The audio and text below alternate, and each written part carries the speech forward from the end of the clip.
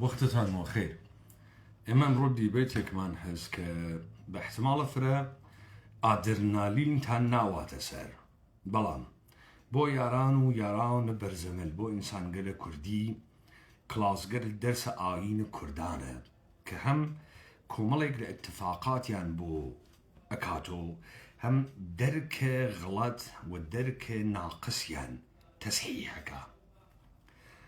بو من امتير مناوه فيسبوك على الرغم اويك حال ناسازگارێک مەس و معزەرەت مەز لە پێش و بابەتە هەر چەشنە نۆیزێکی ئزافە کە لە ناوە گفتوگۆکا بوێت بە دەلیلە ئەلەرژیگەرە فەسڵیە کە بە وجودێ. BBC و سایتە BBC دوێکە گوزارشێکی داگە بەناوە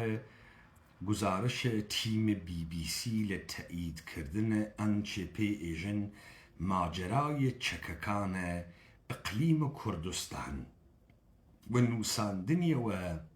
بچمکیک بناو کرد. بررسی کردن اما چیه؟ طبیعتا اهمیت BBC و علامه که بریتیش برودکاستینگ سنتر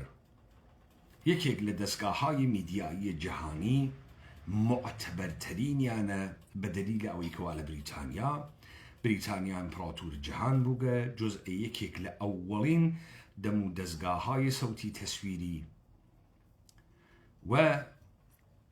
پرۆپاگاندایی جیهان بووگە. کۆمەڵی ئستانداردی هەست و خەبەرگەلێ تا مطمئنەوێ مخابرەی ناکا و بۆیە سەرچاوەی خەبەرگەڕاندنەوە بۆ BBC وەکو سەنەدیەتە تاریخی لێتێ. ئەمما طبیعەتەن BBC سیاسەتە خاصە دەوڵەتە بریتانیا یا ئەوانەی کە لەو بەشە داینیاگە ئەواتە ڕێوە. ئیستا ئەهەمیەتە ئەم گزارشە چییە؟ گزارشە گەرەکی چی بە ئێمە بێژێ؟ چی دائەنێ؟ چی جێتێڵێ؟ ئەمە نوکتەیەکیسی کە بەڕەسیەکەین و پێشووتریش ئێژین کە ئەوەی کە ئێوە دیتان و چاوتان پێکەوت لە ژێرە ناوە شەڕە چل ڕۆژەیە ئێران و ئەمریکا و ئیسرائیل چ بوو؟ پاشان ئێمە تێنە سەر ئەوەی کە ئوسوولەن ئەوزاعەکە چه شکلیە نەوە خوێندنەوەی ئێمە لە وەزعیەتەکە چۆنە و بۆ تەمامە خوێندنەوەکانە ئێمە غڵەتی واتیە و بۆ ئەگەر من ئەم دیبیتە لەسەر ئەم گزارش BBC نەکەم ئەهەمیەتە گزارش BBC دەرناکەوێ بەڵکو گزارش BBC کارکردێکی یارمەتی دەرانەی ئەوێ بەرامبەرە بە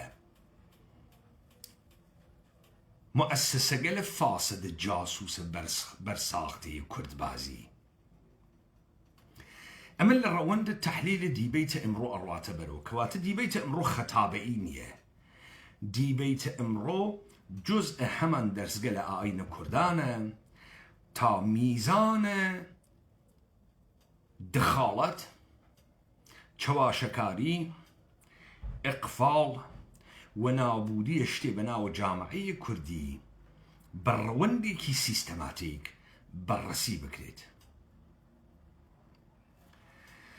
خب من ئەو فیلممە دانیاگە لە ناوە فەیسبووکە و فکری شەکەم کە دیوێتان وەڵام ناچارم لەگرا پەخشی بکەمەوە بۆ خاتریەوەی گەرەکمە لەسەر لەختەگەلێکی بوێسم وە قسە بکەم. کەواتە ئەسڵە فیلم لەسەر پەیجەکەی من مەوجودە و هەر کەسێک کە مەیلی بێت توانێ بیوێنێ گزارشێکە بە فارسی کە ژیارە گوڵ ئەیکا مردم ایران برسن تا بتونن ارسال سلاح برای معترضان در ایران از طریق کردها. دونالد ترامپ بارها در چند هفته گذشته این ادعا را تکرار کرده است. سلاح فرستادیم، اسلحه‌های زیادی بود، قرار بود به دست مردم ایران برسن تا بتونن با این اراذل بجنگن. میدونی چی شد؟ کسانی که این اسلحه‌ها بهشون دادیم تا حمل کنن سلاح رو برای خودشون نگه داشتن. گفتن چه اسلحه‌های زیبایی، بذاریم برای خودمون. من از بعضیا خیلی ناراحتم. هزینه‌اش رو پرداخت خواهم کرد. جیمز جفری سفیر سابق آمریکا در عراق و ترکیه و نماینده ویژه سابق دونالد ترامپ در جنگ با داعش در سوریه و عراق بوده است. I worked for President Trump for 2 years. 2 سال برای رئیس جمهور ترامپ کار کردم. وقتی با مطبوعات صحبت میکنه معمولا بخشی از حقیقت رو میگه. احتمالاً درباره این موضوع بحث شده و قرار بوده عملیاتی از طرف آمریکا و کشور سومی مطرح باشه. عملیات ارسال اسلحه به کردهای ایران. اما این طرح جدی نبوده. خب على جيار يقول تي قزيق مطرح كان لسرتا ايجي دونالد ترامب پشت سريك تكراريه كاتو كتشكي هناردق بو خلق الرابري و ديمانج ايران لطريق كردكانو كردكان تشككيان دزيقة و تاوانكيشي ادن ترامب دقيقا نجي كتاوانكي ادن بەڵام لەگرا ئەچێتە سوراغە کەسێک ئەوە ترامپە ئەچێتە سوراغە کەسێک بۆ ترامپ کارەکە یا 2 ساڵ کاری کردەگە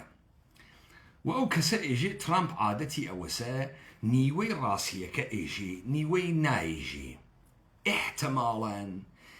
باسە ئەمە کریاگە کە چەک بدەن بەمانە وەلێ نەیانداگە پەشیمان بوون. خۆ ئیسا هەدەفە ژیارە گوڵ چییە؟ BBC چییە؟ گەرەکێ بێژێت ئەمە حەقیقەتی نییە و ئەمما انحراف وا لەکوێیە انحراف وا لە ئەگرا بزانە ئێمە لە کانتێکستێکا خەریکین قسە ئەکەین کە ئەم مؤسسات جاسووسە بەخۆیان ئێژن بزوتنەوەی کورد بزوتنەوەی کورد ئەحیانەن وا تەداعیەکە لە زەهنە ئێمە کە مشکڵێک لە ناوە جێگەیەکە بە ناوە یەک مردمێک بە ناوە کورد مەوجودە کە ئەم مردمە کوردە وەخیرەتی بەرەخوا پێی بەرەخوا ڕائەپەڕێ شۆڕش ئەکا و لە بەرامبەرە ئەم واقعیەتە تاڵە بە هەر بەهایەک و بوێ ئەوەستێ بویە تۆ بەمە ئێژی بزافە کوردی ئەمە نەتیجەی چییە؟ نەتیجەی ئەمەسە کۆمەڵگایە یعنی مردمێک لە بەرامبەر بیان و بیانیە لە بەرامبەر کەسە خارجیە ئەوێسێ ڕەتفعلی هەست و شتێک دروستەکە بەناوە ریزستنس مقاومەت بەرێ خۆدان بەرێ خۆدان بۆ قابل احترامە بۆ ئێشێ سەرە ڕێز و نەوازشی بۆ دابنی چون ئەمە مقاومەت یا بەرێ خۆدانێ شتێکە بەناوە مردم. خۆ مەسئلەی داگیرکاریە لە کوردستان تەواو نەوگە پس بەرێ خۆدان بەردەوامە تمام دنیا یارمەتیمان بدات یارمەتیمان نەدا ئێمە بەرێ خۆمان ئەدەین پس لەگرا مەسئلە بزافە کوردیە بۆیە مقدس ئێشێ بوێت بۆیە ئێشی قابل احترام وێ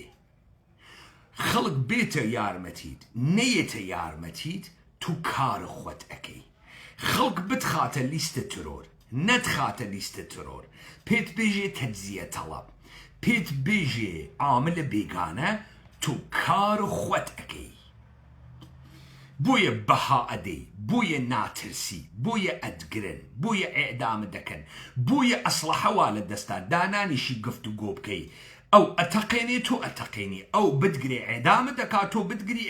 بیگری ئەیکوژی جا ئەمە سەوارە بەردیمەنە ئەوە بکەن کە نەقڵەکرێ کۆمەڵێ حیزب مەوجودن کە خەڵکیان لەگەڵە ئەمانە نوێنەرە بەشێ لە خەڵکن یعنی ئەمانە گفتمانێکیان هەست و دیسکۆرسێکیان هەست ڕۆ چووگە سەناوە تاک بە تاکە ئەمانەی کە ئێوە پێیان ئێژن ئەعەزایە دروستکەرە شتێ بەناوە جامعەیە کوردستان کەواتە لەگرا گەرەگەرایان دانیاگە وا لە ناو مێشکە ئەم مردمە مردم هەڵەسێ ئەپژمێ دائنیشێ ئەخەفێ ئەمرێ شتیوانە ناوە زەهنیا بە ناو کورد بزافە کورد. خۆ ئەمە لەگرا یەک پەیامەگەیەنی کورد کەسێ بێتە کومەکی شەڕەکە نێتە کومەکی شەڕەکە، یارمەتی بەن شەڕەکە یارمەتی نەن شەڕەکە. بۆیە ئەمە جار و بار وەکو ئەم گوزارە ئاهاتە دەرو جەهان ئێمە نابینێت، جەهان ئێمە نابینێت. یا مەسەڵەن بەم جۆرە بەحسیانە کرد ئێمە دەنگی خەڵکین، یعنی خەڵکی لە سەقز لە سنە لە کوردستانی ئەمان ئەوا خۆی ئەشکنیت و ژێ خەفە بووم بەدە زوڵم و شۆڕشم کردگە ئەمیش ئەڕواتە مجامع بین المللی پارلمان ئوروپا کاخە ئێلیزە باکینگهام پالاس وێستمینستەر ئەڕواتە ئەوێ ئێژی یە عدە لە ناو شارە سنە خۆ ئەشکن و ئێژن پێمان تەحمل ناکرێ. لطفەن یارمەتی ئەم خەڵکە بن. گەورەترین نمودە ئەمانە بوو بە چی؟ بوو بە نو فلای زۆن، قرارەکەی سازمانە ئەمنیەتە سازمانە ملل متحد کە بۆ ئیقلیمە کوردستانیاندا. نو فلای زۆن یعنی تۆ ناتوانی فڕینت بێ. بە دەوڵەتە عێراق وتیان لە پایگاهە ئنجلیکە تورکیە هەواپەیمای ئەمریکایی هەڵەسێ بەڕاستە ئیقلیمە کوردستان و مەدارە 36 دەرەجە ئەڕوات هەلیکۆپتەر هەڵسێ ئەمریکا لێدا، فانتۆم هەڵسێ ئەمریکا لێدا، هەواپەیمای عێراقی هەڵسێ ئەمریکا لێدا لە گرا ئاسمانگ عێراق وا لە ئەژغاڵە ئەمریکا. ئاغایان تێی ساڵهای گوزەشتە فشاریان کە بۆ ئەهات ئەیانوو با داوا بکەین نو فلای زۆن یا دژە فڕینمان بۆ دابنین. خۆ ئێستا بینە سەروبەندە ئەوەی کە ئیاڵەتە متحدەیە ئەمریکا ئیسرائیل سوپەر پاوەر قدرەتە منتەقەیی بەهێزە هەوایی نەک کوردستان وانە سەرە ئەسفەهان وانە سەرە تاران کاریان کێشیا گەسە ئەوەی کە دەفتەرچەی مەشقە مناڵانە مەدرسە خەتەدەن دوو بەسیجی لە جگەی کاوێسن ئارپیجیکیان بێوەنی کاریان کێشیا گەسە ئێمە یعنی ئاسمانگ مطلقاً دەر اختیارە ئەمریکا و ئیسرائیلە. وەزوانە کوردی چێژێ ئێژێ کوێرە چیتگەرەکە ئێژێ دوو چاوە ساق. خۆ لەگرە ئەم اتفاقە ئەم ڕووداوە چ درۆیە دەرەخا؟ درۆیە بزافە کورد دەرەخا. دەریەخا تو بزافە نییە بزیسکەی دەرەقنە هەس ئەمە یەک. دەری ئەخا ئەمە ئەقەبەیە خەڵکی تیانیە شتێ بە ناو جامعەیە وشیارە مەم کۆڵانە بە پەنجە خەیچ لەنجە گیان بە لەنجەی نییە. خەڵک بۆ ئەوەی دەسی بتەکێ وە سمتەقنە یەکتری گۆی مەمک بماڵێ لە باڵیا لە حەشەمێز و بەرە و پەرەمێز هەڵپەڕکەکە نوشی گیانیشیانوێ دەستیان خۆشوێ. وەلێ ئەمە کوردبازی نییە. کوردبازی ئاوێتەیە تامە گۆی مەمک و لاقم چت قەشەنگێکە. کوردبازی ئاوێتەی گۆی مەمک و لاقمنەوێ بۆی فیشەک و باروتی لێ بشت خراوێکە خۆ هەڵی ناگرێ کەس پێی هەڵ ناگیرێ. ئێوە دیتان تەیە ساڵهای ڕابردوو تەوەسوتە سپاهە پاسداران لە هەشەمێز و تا پەرەمێز لادێ نەما و هەڵیۆ نەخەنۆ خەیچ هەڵی تەکێنە قەزا لە ماڵم سەرگۆی مەمکەکە ئەخشێ لە باڵم. لەحزەیە مەوعود لەحزەیە دیدار نزیک بوو ئەمریکا بەسەر ئێرانۆ بوو. ئەمانیشە وا تەمامە نمودیان کلاشینکۆف بوو مشتێ مەردمە مەجبوری و لە ڕۆنگۆ هەڵۆ گەڕیاگ و قسە نەزان و ئەمانیانە کردووە ناو ئوردوگا ئەمە پێشمەرگەی مقەدەسە پێشمەرگ ئەکەوێ کورە پێشمەرگ یعنی ئەکەوێتە بەرە مەرگ یعنی لە سیباق و مسابقەی بینە مەرگ و ئەو ئەداتە بەرە مەرگ. ئێمە دیمان پێشمەرگە باوەڕەکەی نەچووە ئەو دیو باوەڕەکەی خەڵق قارەمانە مەریوان کۆچە مەریوان و خەڵکم مەریوان و خەڵک پیران شار و خەڵکێ گەڵیە قارەمان باوەڕەکەی نەهاتە دەرەوە هەشە مێزکا بەرەو پەرەمێز ئەمریکاوە ڕاسەر ئێران و ئەسەن تۆ بێژە ئەمریکا ئشتبای کرد غەڵەتی کرد تۆ ئێشێ بیخەیتە ملە ئەمریکا ئەسەن تۆ بێژە ئەمریکا هاتوو 10 ڕۆژ کارە خۆی بکا و درۆ بڕوا تۆ بتخستایەتە ملە ئەمریکا دەسە ئەمریکات پێوە بدە بزاناغیان تۆ لە ماجرایە ڕاسان و تاسانە ئەدوت شاخ ئەکەین وە قنە شارە نەدەوت 85 گوێلەکە داوە کوشت من بەرم پێت نەگرتایە چی لە کۆیە بوو دەورێ ئەداوە کوشت من وتم تۆ لە کێوەنە قارەمانوگی تۆ ئەدوت من شاخێکم واوە دەست و ئەیخەم وەقنی شارە 85 نەفەرە داوە کوشت هەر لە کێلەشین هەر لە قەرەسەقەل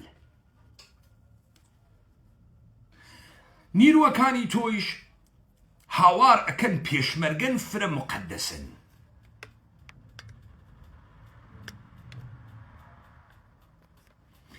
دێ ئەگرا ڕۆژە ئەزمونە تاریخی دروست بوو تۆ نەتەقەت کرد تازە درۆن ئەکەنۆ قنتە لێت ئەکوژن تۆ تەوان جواودانەوەت نییە مەسئلەکە ئەمەسە مەسئلەکە ئەمە نییە جارێ فعلەن بینە ئێعتبارە ناوخۆیی بینە ئێعتبارە نێو دەوڵەتی ئێعتبارە ناوخۆیی ئەمەسە تۆ هەم بۆ خەڵکە درۆزنەکەت دەرکەوت خۆت درۆزنی هەم دەرکەوت کە ئەوان درۆزنن تۆ درۆزنی تۆ خوێڕی ئەوان خوێڕی وەلێ لەگران نازرێکی تریش مەوجودە نازرەکەی تر کێز مەوجودە دەوڵەتە ئێرانی کە تەکلیفی مشەخەسە دەوڵەتە ئێرانی ئەزانێت تۆ بەچە خۆیتی وەلێ ئەفکارە عمومیە ئێرانی نازانێت تۆ چکارەی بەم اتفاقە ئەفکارە عمومیە ئێرانی ئەزانێت تۆ تڕت یا بەسە نییە هیچ نییەی نەخوەت هیچێکی نە بەرەیە کە پێی ئێژی بەرەیە هەڵپەڕکەکەرم هیچێکە تو نە ماڵ قیامی نە وایتە حەدە قیام ئەمە خەسارە ئەوەڵ کە ئەیگری خەسارە دووەم ئەوە بوو کە خۆت بۆ خۆت ئاشکار بووی بۆ مردمەکە ئاشکار بووی ئیتر ناتوانن بیشارنەوە ئەشەوبی لە هەتەکتان تڕنن ناشاریێتەوە بۆیە دان چیڕۆڵکردن کەس ناترسینی دان چیڕۆکردن هیچ کەسی ناترسینی پس ئەوەی کە بەحسی نەکرد ئەمە بوو و من تەوزی هەمدا بۆیە تۆ تەماشاکەی لەم مدەتە ئەمانە یەک نەفەر نادەن وە کوشت وەرێ لەبیرتان تێ 4 و 5 تحتە ناوە عناسر ئیسرائیل ئەیان هەناردن وەکو مامر هەڵیان نەکێشان عێدامەکریا ئەو وەختە بوجەکە فقط بوجەی دەوڵەتە ئێران بوو مەشیایە 4 و 5 و 10 بن وە کوشت تا تەنورە ئەم کوردبازیە بێڵنۆ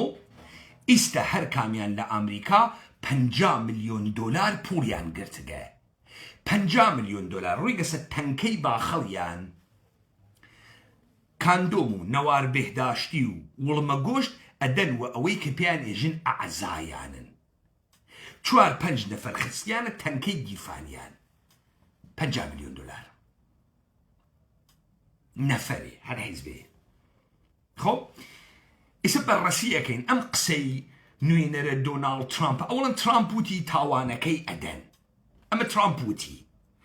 قسەی کۆنە نوێنەرە تێ هەڵدریاگە فڵان منتەقە پەنجخران ناژی دوو نەتیجەکەی من پێتانم وت نەتیجەکەی ئەوەسە هەر ئینسانە مەعمولیە ئەمانە بێژن پێشمەرگەن ئێژێ قنخە پاڵە لاوە فڵتە فڵتە چون نەتیجەکەی چاو پێکەوت ئیدعا بکا بێژێ بەرەی خەڵکمەست دەرکە و خەڵکەکە لە خۆی هەڵپەڕکەکەترە کوردایەتی یعنی تام گۆی مەمک و گپە لاقم نەوێ کوردایەتی مەوجود نییە خۆ ئەمە پەیامەکەس کە تا ئیستەتێت ئەمە شەکی تیان نییە هیچ کەسێ ناتوانێ ئەمە کتمانکە کە تۆ ئیستە چەندین اتفاق خستکە ناوخۆیی بۆ دەرەوە و خەڵک خەریکە سەیرە دەکا.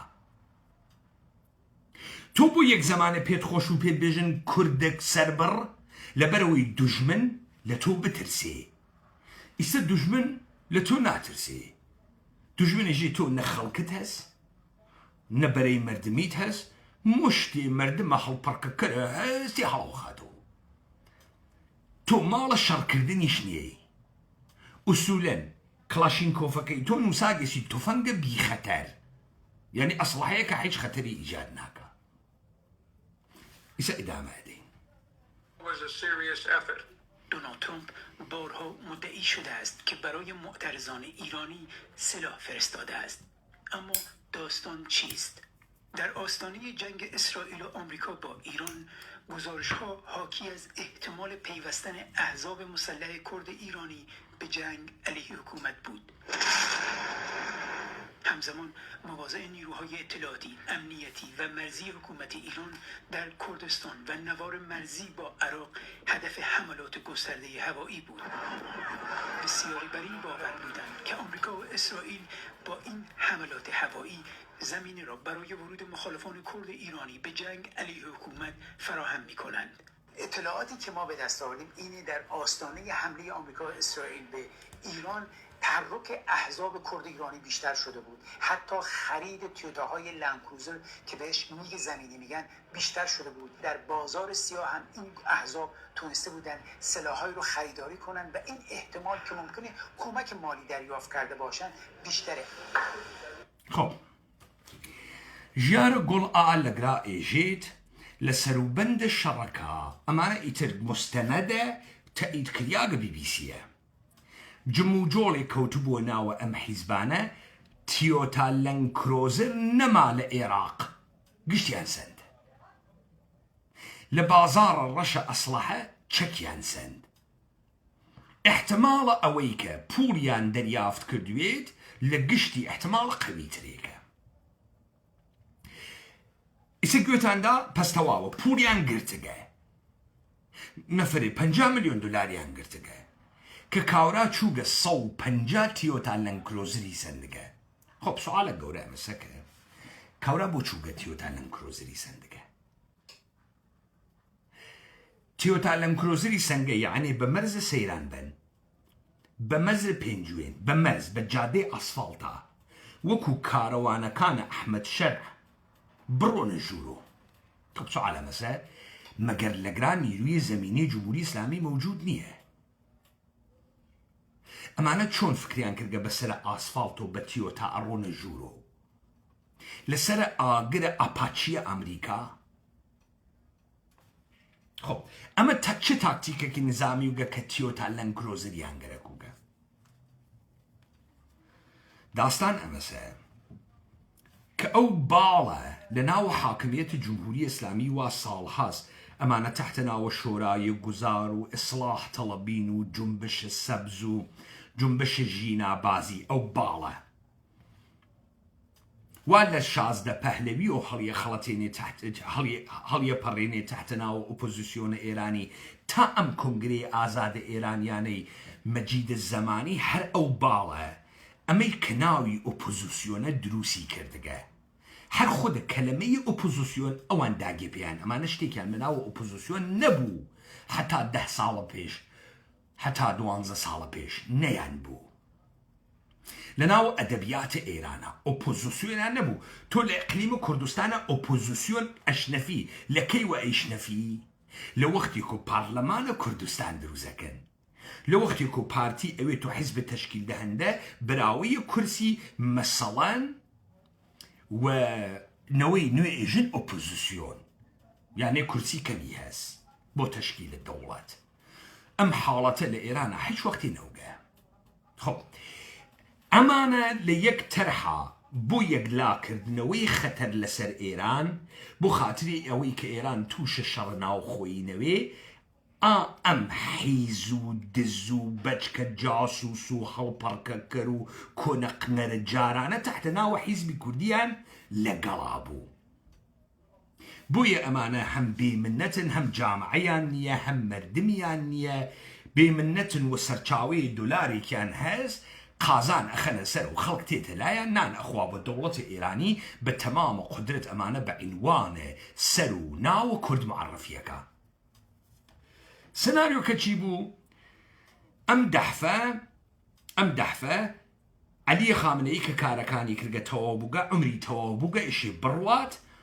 علي خامنئي أروات كوملي لسرداران سبا أروات إيما سريعا جمعية خلقي بناو شادي كردن دواي مرق هزار إنسان لناو خيابانا لمرق علي خامنئي أم شادي كردن تشي دروزكا إيما أتوانين جمهوري إسلامي تيبارينين أتوانين تيبارين تازا علي خامنئي ما كشت در نتيجة أما راحت ترين نسخة كإما جمهورية إسلامي لاوين تمام سازو كارو قدرت وعلى سد جيجي خويا مناسبات قدرت وعلى سد جيجي خويا هني سقو سوتكو عنترو خويريش بانغا كين وكو أم كونغري إيرانيانا واديتان داني كان برقا قنريكا هر براسي قنر ناوي كاو كرماشانية بوغسو الجزء هيئة مركزي حزب الديمقراط لمقابل قنريكا كميها ورقا تيان هل داغا فران داغا سدرو ام بازي قرارو امانيشة تحت ناوة نمايش كرد بازي وكو هالبركاكانا نوروز هز سوار برتيوتا مشتي خطنا كرو كونا قحبي جاران وبناوة بيش مرقا خوب كنا ناوة شارم مريوان وباهوو بيران شارو خوان تبكنو يالله حليو خينو خلقكش بي حليو خطا بهار آزادي خوشه بو چون لتارانا خلق هات كس درو ببيانو يمرق علي خامنئي قردا لبير تانتيت كاورا كوري كجاو لناو خيابانا ديمانك دايككيان وكو ميمون اورد سر جنازي كوركي آوابكا اما امتدادي بو اما بروجه بو تابقا بروج مرق علي خامنئي دوباره برقصو بيت خيابان تحت ناو حركة خجوش مردم تاتو بتواني للجمهورية إسلامي تيبري فريدي وتحت ناو أويك إستا لي قومياغو عنان دولة مانواو الدسو أماني شحات كنا ناو كردستانو هي هاوار تغيير بنيادي دروسكين خلقين دنق شاديت مان بيست بابين كوبوينو دولة موقت گزار تا رفراندوم إيران ديمقراطيك برقرار كين لسلطنة طلبو كرد باز حيزو أماني وبنمايش ماشين چوغنا سنهاو كردستان بازيكا بخنجنن غافل لميكا باند أحمدي نجاد بهمو دمو دزگاكاني وجبهي بايداري شبكة قلم مختلف لما خوريان هز وانا ناو بازيكا اما قرار امانه حذف فكرين چون امانه توفيلين مشكل دروزكن رواية جمهورية اسلامي بمعنى ناغوريت در نتيجة اشي امانه حذف فكرين بهاتو هوشو وبوزيسيون ايراني وبري مرد مقارمان وامريكا وقشت من دس يكتري ايراني كي تدروسكين امانه بوين دواوة تو ميجا امانه شبازية كازانن هر لبارك ولا وقت مرق الرئيسي ولا دو سال بيشو أمانة وانا ناو بازيك خويان قرقرا داعنين وخويشيان كلم كشتار ومشتاريشة تكيانا أرون لحظية إعلام مرق خامنئي هاوكات لقر قرو باقلوا بشكردن ناو خيابانو اماني شوكو ختنا كرسليان بسكو يكي 5 مليون دولار يخسكس التنكي باخليانو مشكيحو حسودو كونقنا رجارانو اماني يعني جم كرقا بين بروينو اتانكينو خلا السنقاوي تبنا سر خلقا هالبركة قد يانجين اتفاقي كقود جناح أحمدي نجاد فورا جير الركبي كيشان 2 ساعاتي بينجو دسي كذبة تقاندنا مشككان حوكات اللي قال رقصين أمان لخيابانا أوانيش هزار إنسانيان بسين كتانو قريان برو ميادين الشهر هنار تواو فزابو جنگ خارجي مرق الرهبر علي خامنئي مرجع تقليد الشيعة نائب إمام الزمان ولي أمر مسلمين بعنوان يكيك لقولتين رهبران مذهبية جهان تيرور كريا علي خامنئي بعنوان مرشد 300-400 مليون شيعة لجهانا تيرور كريا. علي خامنئي بعنوان النائب إمام الزمان تيرور كريا. استمع شيعة روحانية الشيعة، مراجع تقليد الشيعة، دولة جمهورية إسلامي، فتوى قتل آمران قتل علي خامنئي صادر كردها. وكو چون خمینی فتوای قتل سلمان رشدی صادر کرد، تمام سرانه که دخالتیان بو لکشتنیان با امریکا و با اسرائیل و با کشوران خلیج فارس ایشی مهدور الدم بوایانا بفقه اسلامی الشيعة. مكتب الشيعة ايجيد مكتب الشيعة شربت شهادتي هز لمولاه حسين بن علي. است الشيعي حيز عراقي ايشي انتقام خوين علي خامنئي بخوين بسينيتو نتقاندنوي بينا نتق كردن لسرباز امريكاي تا كسي جرأت نكا جاري كيتر رهبر قوري مسلمين جهان بكشي. با ام وصفه بحالة التقليل بيا كردك اما انا بسين زني چون ناو خيابان ديان نخير بازي كيان دوران هرچي ترامب جيجاندي بمانا وتي برونا اوديو البابان إيراني بيان وتنين أمديو أو زعخرا وابو ما ناتشي تبرو. لذا تو ديد بيشمرق بو قنر بوها دركوتو بيشمرق بو قنمرق استروا يقسم بنمرق بنبرد مرق ناداتا بيشمرق ويسياغا بفاصلة 400 كيلومتر إشي لمرق دوروي پێشمەرگە بە ئەقلیم کوردستانەوە بەمانە تاگرا متوجه بووین و ئیستا لەگرا اتفاقێکەکە پس لەگرا ئەمانە بازیەکەیان باختگە خۆیان باختیان ئەمریکا داستان ئەمە نییە کە جەلیلی و ئەحمەدی نژاد قینیان تێ لە ئەمریکا داستان ئەمەسە ئەمریکا نەیگەرەک و جەلیلی و ئەحمەدی نژاد بووە لەسەر قودرەت نەیگەرەک بوو بەڵام دوای مدەتێ امريكا هات وتي تكيكي كاقسا كما والرهبر ايران او هل احمد نژاد بو ومن هر وقتيش وتم بويا اللي ودوا امانتين رهبر غيبي دروس اكن من امانه توزيح دم تو چون امانه افامي جاء مشتكر وقاتل وكون نرجانا نجي بلقه يسا بلقه بيفيرا كم كون حيس واتو نازاني دنيا تشخوره وازاني تتوفر بچك زرنگي جاري من حد يستوتم ام گزارش دايك صحي وتاني قا ام گزارش آيندي سياسي كتان لإيرانا نيه بحيد شوينيه ازدم اتانجين كي اتانجيت إليت إيراني امزاتان بيئكا وحر اما اكات الدستاويز هر اما قسكان ترامب اما اكات الدستاويز اتانجيت حيج بريه مردمية كشتانية خب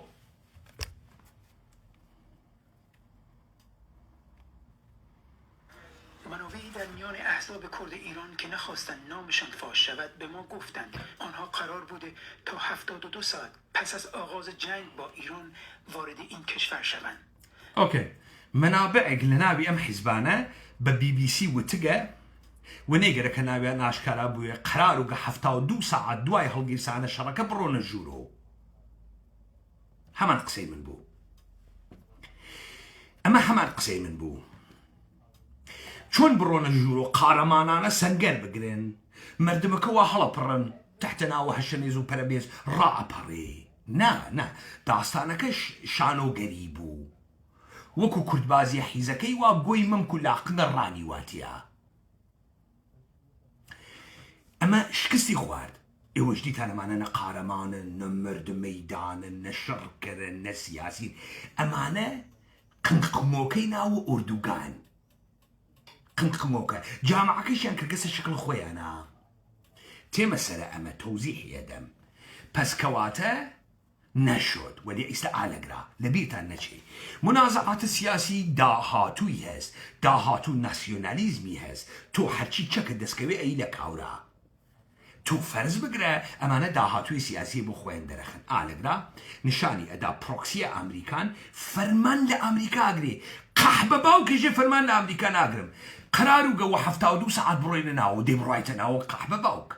برويتا ما قلتونا يجي بروكسي أمريكا نو دي خطو دستور ناقري لأقليم كردستان، دستور ناقري لترامب، دستور ناقري لبنتاغون، دستور ناقري لنتانياهو. تو انقلابي تو بيشمرقي حيزي تو حزب قواد بزود نوي كردي دي بروديو برو روج حشر لما خوشتنية بس على قراتو عملا بمقسك ايكي نشان ادي سرفرماندهية كقنتو اجوبينيتو جيجي كيترا امريكانية ايرانة بويا دونالد ترامب لدستان تورز ايوان نشوب نسناو فرمان ترامب تنجيب جينا كرقا وتقدر تشو واتيا تشو ترامب شو دي تشو واتيا شون تشو تيانية به آنها کمک مالی محدود شده و قرار بوده آمریکا به آنها اسلحه و مهمات بدهد. به دلیل حساسیت ترکیه آمریکا پژاک را وارد این طرح نمی کند. ترکیه ولا درو اوكي تو اجداني پژاکی هاتکی بیخونجینی تو پژاک را وارد نمی کند. پژاک و پیکاکا کرد باز حیز جاسوس هر پولی پی بی هر ایگریت هر پولی پی بی هر ایگریت امریکا لسوریه على رقم ميل تركيا قصدي دروس نكرد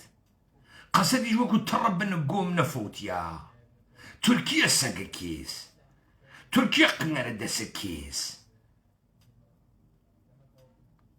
ام فش السيناريو احمقانه ودروس تنكردقه قالك تانا دربازه تشيبون بزانا غيان بو من دركوت اي وقنرن بو خلق دركوت اي وقنرن بو خلق دركوت طرفداران ايول اي وقنرترن بو ايراني دركوت اي وقنرن بو اوبوزيسيون ايراني دركوت اي وقنرن بو اليت ايرانيش بلغي واو دسي وهر وقت ما دي بيسواري قنتان بوي دي امن نتيجه كحاصل تنكردقه ولا ايوا شون باش سوال كرو تخمق وماننا فقط دولار ناسن ودي الدولار ما خصك كيفان مان دي بيها سوا خوات تشوريكا بابرواتنا وبقري وجانتا دولارك يا جماعه باش بخوشيك بيبا خونا اتكاتو بياغو ناتكاتا قارمانو نخلاقو نهنرمندو نفرماندو نجنرالو ناتكاتا الراحبلو بشكم شيافي كيت اخوات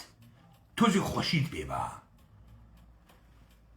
پژاک را بخشی از PKK می‌داند و تهدیدی برای امنیت ملی این کشور. كرب بابا باكاكا خوي تهديد امنية حيش قنينية است بجاك تهديد امنية تركيا احيانا لمريوان تركيا كركيوز دخلت اموراتي ماكا كل عبا عجلان خريكا لوي دسمال اماليني هرچي ميت ناوغلي برقدات ودس عبا عجلان دم بارتي دائما دمي برا حد دم بارتيه دم ابو كاري كيتر تهديد كيس او نية ميت تركيا سخريكا تكبكا قسأكا چون بیان خونجنن بون و کارمند شهرداری یا برون لانتالیا کاندوم بفروشن ودانی 1 میلیون لیر کامیان تهدید امنیتی کوز کاورای کاول بلينا بازار لپشت بازار تعتیل اوید هوا پیمان نانی شیتو فرودگاه اتاتورکو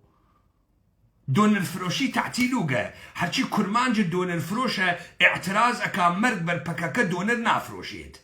پارا تنية هفالو زنگينيات تنيو هفالو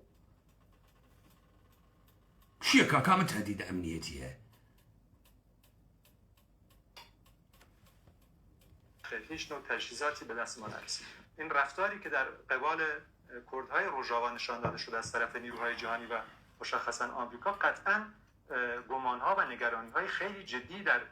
واقعا چه رفتارکی نشان داده؟ بیچی چقینه بود؟ برکی تاشیگو مویستری کردگو چی ناتوانی بروی تپرده؟ چی تری گرکه؟ چکا پید داگی و اصلاحز پید داگی و حمایت پید داگی و پوڵە پێداگی و 150,000 قنگەرە بەرگەسە لای خۆت و دەی تۆ ناتوانی بڕۆیتە دەمەشق تۆ قنگەری مزورە بەچکە مزورە توولە حیزی کاورە بێژی چی؟ کاورە بێژی چی؟ ئەم ڕەفتارە کە تەکمانیان کردیان مەتون نایژی یا کوردستانیان نەمان کورە ئیستە تۆ شعارە بووگەسۆ هەر جۆرێ بمانگێن هەر بمان وانییە ئەمە شعارێوەس بازی ڕۆژانیشتان چییە کە گەنگان و کێدانی سنجێس ئەحزاب قارە دەنگیان زارە کاسەی گووە پڕ لە پوشە ئێران داگیە هەڵی دووشە ئەمە کارتانەی تروانیە گەنگان و کێدانی سنجێ ئەمە کارتانەوانیە بێجگە لەمە کارێکی ترتانەس چیتانەس کارێکی ترکە ئەیکەن چییە؟ کردستان و در سطح ایران بین کردهایی که در ایران زندگی میکنن به وجود آورد. There was no way that we were going to غیر ممکن بود با مسلح کردن بعضی از گروه‌های کرد ما بتونیم قیام گسترده‌ای در ایران به راه بیاندازیم. به خصوص با حذف کردن پژات.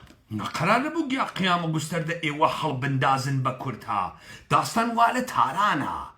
ئەم کوردهای حیزە ئێشێ دەوڵەتە بێڕەوایەت و بێمحتەوای جەدیدە ئێرانی کە ئیترنە ناسیۆنالیستە ئاریاییە نەچیە نەشیعەز ئێوە ئەم قسە تێناگەن نە تێناگەن دەوڵەت لە ئێرانە بەرئەساسە فەلسفەی ئەڵمانی دائەندرێ دەوڵەتە مقتەدر دائەندرێ بەرئەساسە نەزەراتە هێگل دائەندرێ هێگل ئێژێ چی؟ هێگل ئێژێ تاریخ ڕەوەندە تەزاد و شەڕئی دەگەلە ڕۆح هەر دەفعە لە جێگەیەکا زوهور ئەکا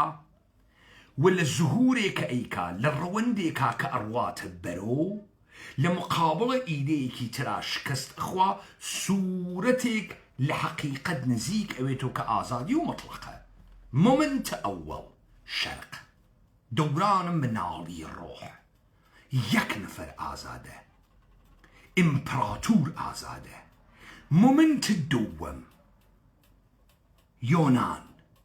چەند نەفەر ئازادن ئاریستۆکراسی مومنت سەوەم ئوروپای ژەرمانیکە مەسیحی گشتی ئازادە کە تۆ ئێرانێک دائەنی بە عنوانە تەمەدن یعنی ئێرانی تەعقیبە عاقبەتە خۆی ئەکا لە ژێرە تەمەدن و حەزارەتە خۆیە دەوڵەتە ئێرانی فەرقی تەکە حیزەکانە عێراق ئەمەسە عێراق نە وڵاتە نە کشوەرە نە دەوڵەت مەروە کە عەرەبستان نییە تەفاوەتی ئەمەسە ئەمە تەمەدونە تەمەدن غایەتی هەز ئیدەی هەز لە تاریخا تەعقیبیەکە و لە دانە لە ئیدەکانەتر گەورەی خۆی لە بوونە دەرەخا دەی دەحفێ بە تەمەدونە ئاریایی و دەروازەهای تەمەدونە ئاریایی شکستی خوارد دەفعەیەکی تریش بەش ئێرانە شیعە شکستی خوارد دەوڵەتە جەدیدە ئێران دوای ئەم جمهوریە ڕوخیاگە ئیسلامی هیچ ڕەوایەتێکی نییە نەبوو ناوخۆ نەبوو منتەقە نەبوو جیهان کەواتە ملەتە متەمەدنە ئێران هیچ پەیامێکیان بۆ جیهان نییە هیچ تەزادێکیان نییە فقط نانیان گەرەکە یعنی ونە قەحبەکانە پاتایە دێ ئەمە جا ئیجادە مشکڵە ئەمە بە یەک شێوە کریا حەلیکەی هەرچی سەگ و سووتگ و تەکەسر و تەنەوە دروسە کردگە بەناوە قەومە حیز و فڵانە کەسە فڵان و بیریتیان قمەر و وەکو ئەو کاوە کرماشایە ئەمانە بیری بیان دێتە دەمی یەکتری ئیمزایان بۆ بکەی بێژی دەوڵەتە قانونە ئێران ئەمە ئیتر نەغایەتی هەست نەمەعنایی هەست نەتەمەدونیە ملەتە ئێرانیش پشتی گەوا باوکە دولار خۆرن واحش غایەتێکیان نییە لەم دنیا ڕفاهیان گەرەکە بە ڕفاهیش ناگەن ئەم گەوادانیانە بۆ ئەمە هەڵگرتگە بۆ ئەمە ڕەوایەتە بێڕەوایەت لە دەوڵەتە ئیدعاییە تەمەدونە ئێرانی بدەن بو ئەمە هەڵیان گرتگەن. از این طرح پژاک بخشی از PKK است و قدرتمندتر از همه گروه‌های کرده. با مقامات اقلیم کردستان در اربیل در ارتباط بودم. هم اونها و هم رئیس جمهور اردوغان با ارسال سلاح برای کردها مخالف بودند. رسانه‌های آمریکا و اسرائیل به نقل از منابعی در کاخ سفید میگویند پس از تماس تلفنی رجب طیب اردوغان رئیس جمهوری ترکیه با دونالد ترامپ، آمریکا طرح ارسال سلاح برای کردها و ورود آنها به جنگ با حکومت ایران را لغو می‌کند. میدونید که با کردها خیلی دوستیم. نمیخوام جنگ رو از اینی که هست پیچیده‌تر کنم. آره، من این طرح رو لغو کردم. نمیخوام کردها وارد جنگ بشن. هفته گذشته دونالد ترامپ خب هەرە من ڕاست بگرین. ئەرێ من ئەمە لەغوکرد نەبگەرەکە کوردەکان بچنە ناوە شەڕ. دێمە نیشانەدا تۆ سەرفەرماندەهی دووە لە جێگەیەکی ترە. تۆ هێزە پرۆکسیەکێکی تری هەر ئەمە. تۆ مزوری نەوجودە مستەقلێکە توی عنصر فاسدێکی بەکرێ گیراوی. ئەمە یەک پەیام بە دنیادا تۆ مەوجودە بەکرێ گیراوی. وەفات بۆ هیچێ نییە. هەر کەسێ دۆلارە پێبا وەکو مەیمون بەچکە نۆکەروە دەرەقنی و هەڵەپەڕی. ئەمانە داهاتووی سیاسی بۆ تۆ دروست ناکا. گەل حۆی توخمە حزبی گوێدوا بێ. داهاتووی سیاسی ئەزانی یعنی چی؟ نه نازانی بۆ نازانی لەبەرەوەی تۆ باوکەکەیش وەکو خۆ گەواد و بۆیە بووی تۆ پێشمەرگەی ئەمانە. ئەگەر تۆ لە خانەوادەی شەریفی بەهاتایتە دەرەوە ئەمە وەزع نەبوو. باوکت ئایندەی بۆ دروزە کرد، شان و شەوکەتی بۆ دروزە کرد، احترامی بۆ دروزە کرد. تۆ ئەتزانی ئایندەی سیاسی یعنی چی؟ تۆ باوکت وەکو باوکە عەبە ئۆجەلان وەکە عەبە ئۆجەلانێژێ من باوکم دایکم بە بەرچاوە خەڵک و قاقامکیە کرد و قنیا ڕۆژێ دوو دەحفە لە ئاواگیەکەیدا لە باوکم. دەی معلومە تۆ ئەمە باوکتوێ ئەوە دایکتوێ کەس وە جدی دەتوینسان بێ ئابڕوویەکی. تۆ نەئەزانی ئایندە یعنی چی، داهاتوو یعنی چی، نەئەزانی داهاتووی سیاسی یعنی چی. یعنی تۆ کەرێکتە لە ناوە دەوڵەتە ئێرانی مشارەکەتە سیاسی بکەی. مشارەکەتە سیاسی شەڕی گەنەکە.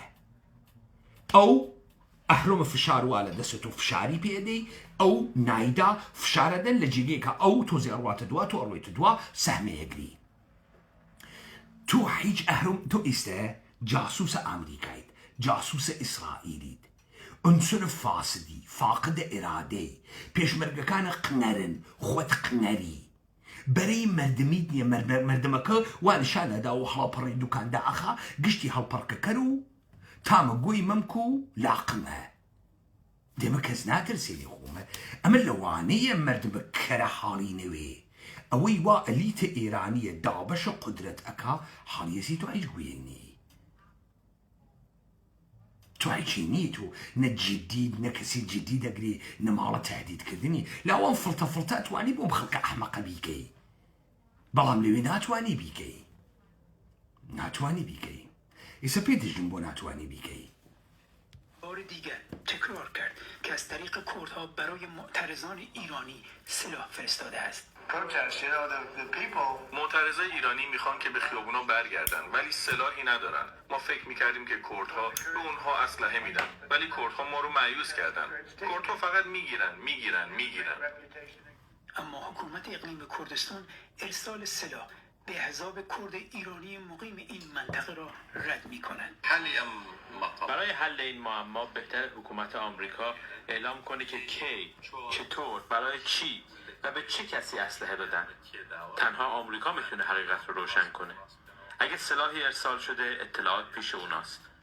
اما ما به عنوان حکومت اقلیم کردستان هیچ نقشی نداشتیم و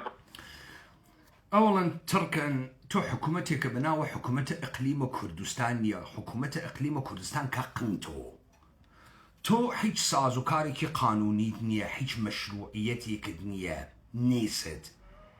تۆ هیچ سازوکارێکی مؤسساتیت نییە. تۆ مشتێ میلیشیای حیزی وڵاتێکیشە بەناوە عێراق نییە. یەکەیەکە دروست کردن لە پەز و مەڕ و سەرۆک عەشیرە و سەرۆک فێرقە وادا هەر کەسێ ئەفسەرە مخابراتیە هەر کوێوێ تيت مستقيما أروات الدرق تكتان أقساكا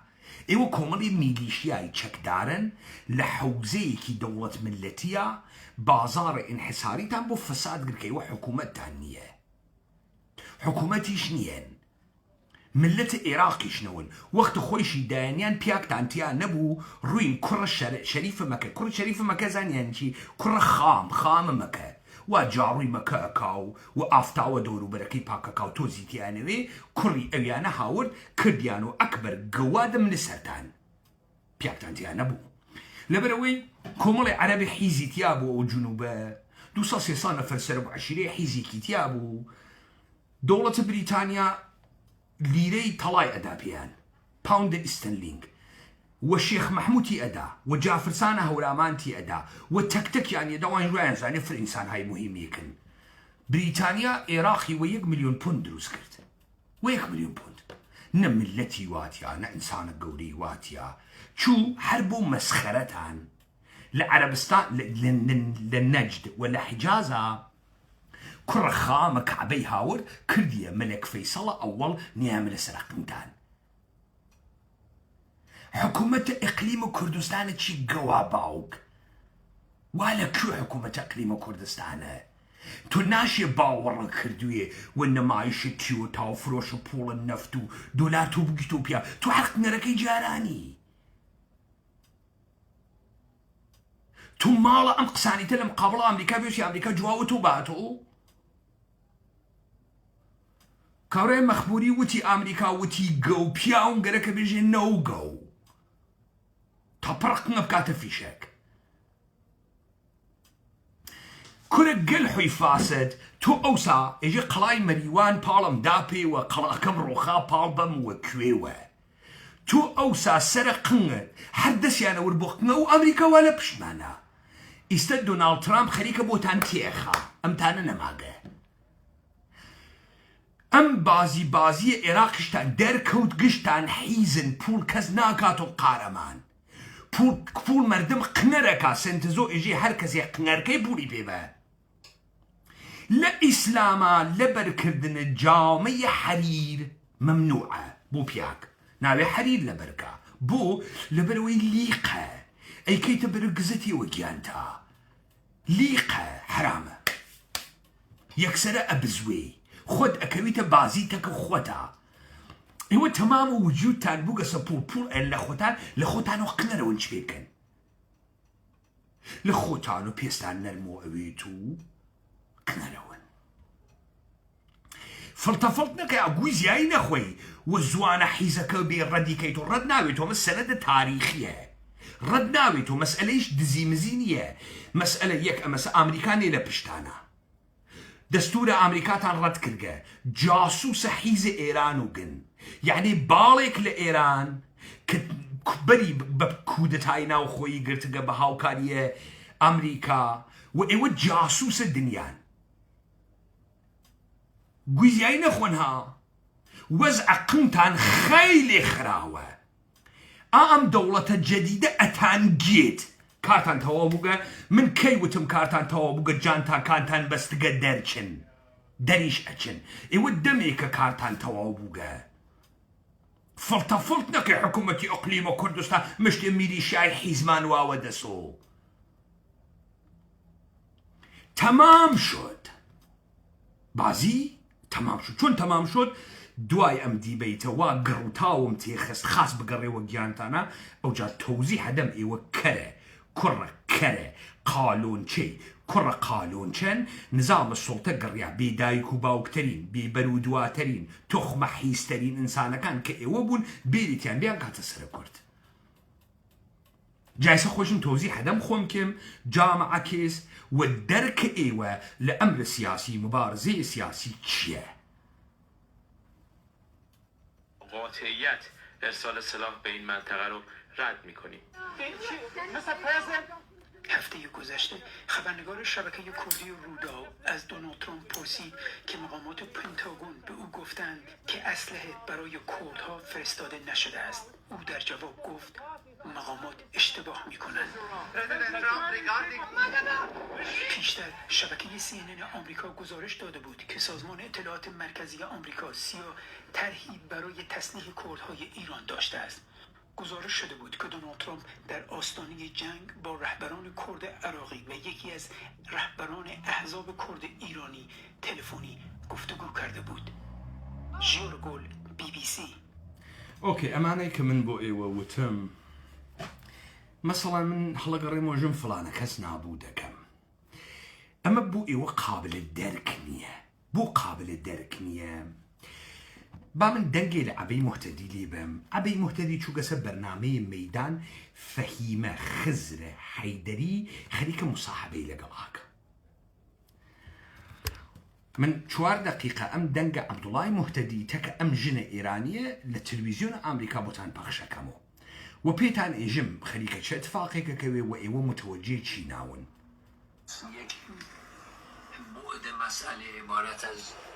اتحاد در داخل کردستان بدون میشه میخوایم برای اینکه این اتحاد رو به وجود بیاریم خب شرایط و ملزوماتی داره ما تلاش خودمون رو کردیم و تا حدودی هم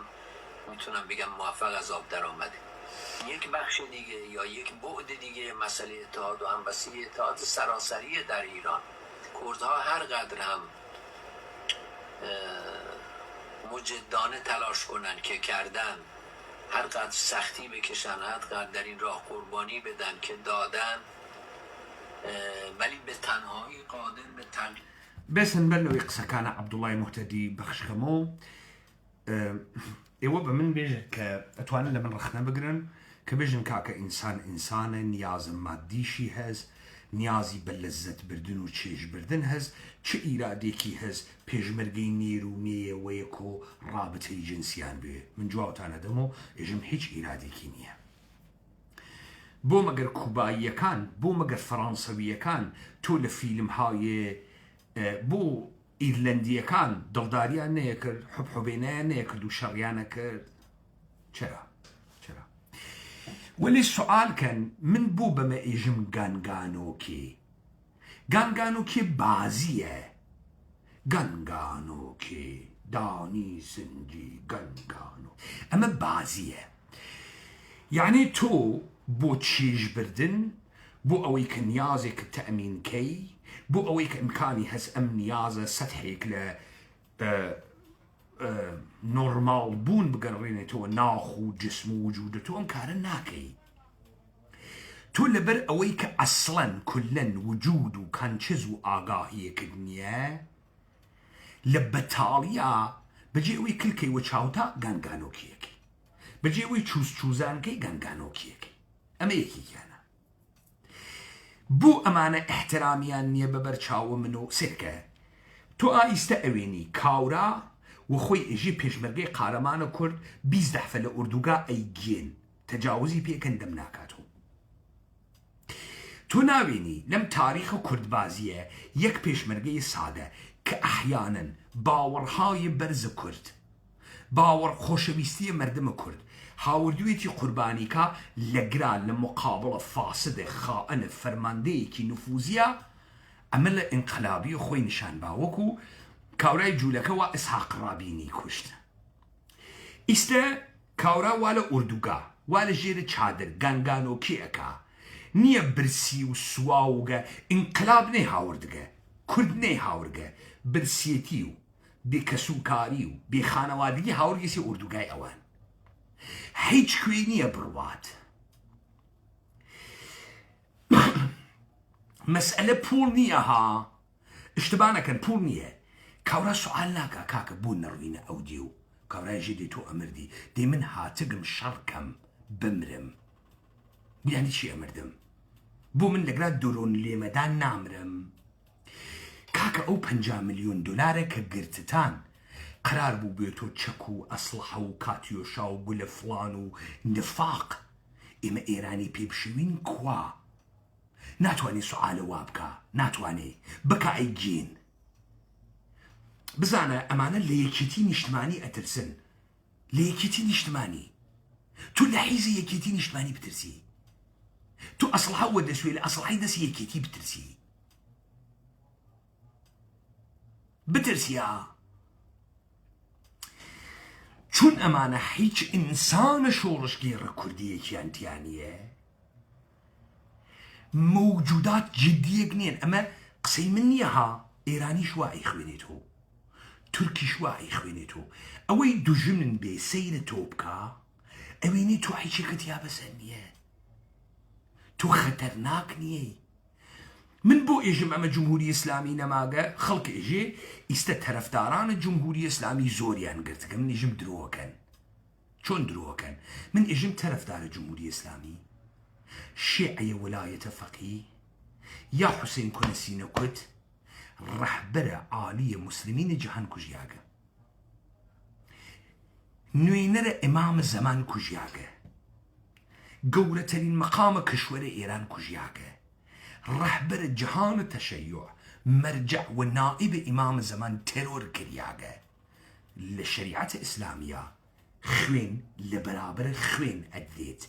خوێن لە بەرابەرە خوێن ئەدرێت. تەقەکردن لە ساختمان و بینایەک ئەوە جوابدانەوەی بمباران و جەنگە. کاورا هاتکە مستەقیم ڕەحبەرە تۆی ترۆر کردگە. یەک 400 ملیۆن شیعە 300 ملیۆن شیعەی بێ نائب ئیمامە زەمان کردگە. شیعەیش تەمامە ئەهەمیەتیان فەلسەفەی شەهادەتە ئیتر شەڕیان ئەمەسە پێغەمبەر حکوومەتی داوە عەلی عەرەب دایان و ئەبوو بەکر و ئێمە ئامادەی شەهادەتین وەکو حوسەین بن عەلی. ئاغایە تەرەفدارە جمهوری ئیسلامی نێرە کەربووک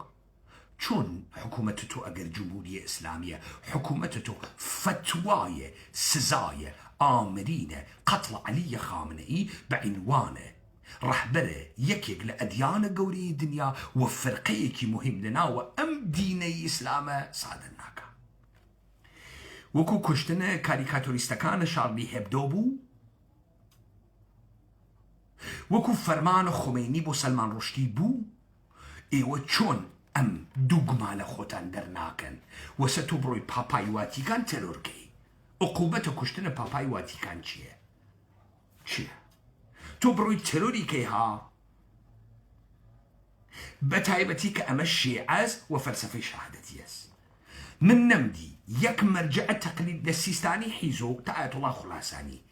بێژێت ئەمە ئیتر ڕەبتی وە گشتمان هەست. گووە قەورە باوکە ئەوە سیستانی ناتۆپێنێ، یەک شیعەی گەواوتەکان ناخوا دێ بۆ نەیتۆپێنن مەگەر نیان و سەماحەتە گەورەی سیستانی فرە مهم و شیعە هارەوێ قەپەگرێکوە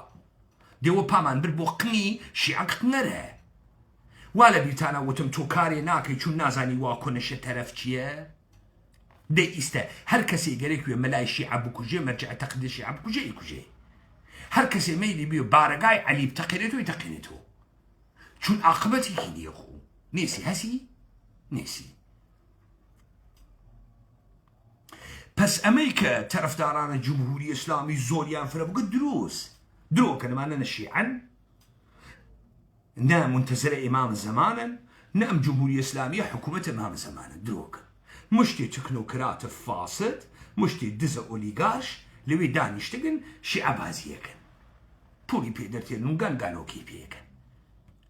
تاگرا مشخص بوو ئەمە من ناخەڵەتێنێ، ئەمە لەوانەیە تۆی ئەحمەق بخەڵەتێنێ، من ناخەڵەتێنێ و بەرامبەر بە کاورایە ئێرانیە شیعە باز ئێژم تۆ ئەگە کوڕی فتوا لە دە ئایەتوڵڵاهە مەرجع تەقلید شیعە دەرتێری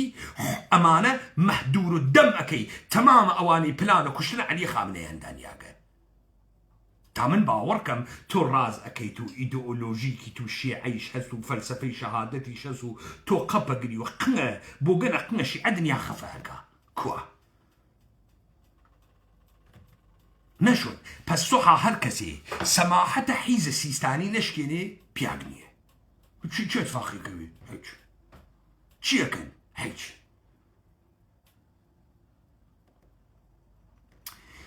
ئێستا متوەجی بووین من بەم قەرائەتە ئێژم جمهوری ئیسلامی نەماگەم حەپە حەبیشە ناوە خیابان هەنە دەسەڵاتە هەنە ئیدئۆلۆژی نییە هەنە شیعە بازی نییە عەلی خامنەیش هیچێ نییە کەسیش باوەڕی بە وڵایەتە فەقیه نییە. ئەلەگا من سابت یەکەم کە ئەمە ئەسەن نظامە ئیدئۆلۆژیک بوو نە کەسێ تەعقیبە ئیدئۆلۆژیە کرد. ئەمە گشتی گانگانۆکی بوو پوڵ بوو گانگانۆکی بوو پوڵ بوو سابت یەکەم خۆ قبل لە زەمێ بڕۆین ناوە من پەسیوە دیتان ئەمانە تۆ کەسێکیان تیان نیست دەبێژێت تو ئاغەگیان 50 ملیۆن دلاری شگرت هەواپەیمای ئەمریکاییش بوو بەرە بە من گرت ڕەفیقەکەم لە پاڵە دەستما ئەکوژێ ئەوڕە قاح بە باوک کووە ئیمکانات و تەجهیزات و وەسائلی کە تۆ بابەتە ئەو پوڵە گرتتە کووە تو یەک نەفەریان ناوێنی جورئەت کە بێژی کووە ئەوەی کە تۆ هاوردکتە کووە جورئەت کە نایکە قنەرە گانگانۆکیس ئەمە من ناترسێنی یا من دانەیە لە یارانم بهێنێنم ئەدەم گشتیان ئاوسکە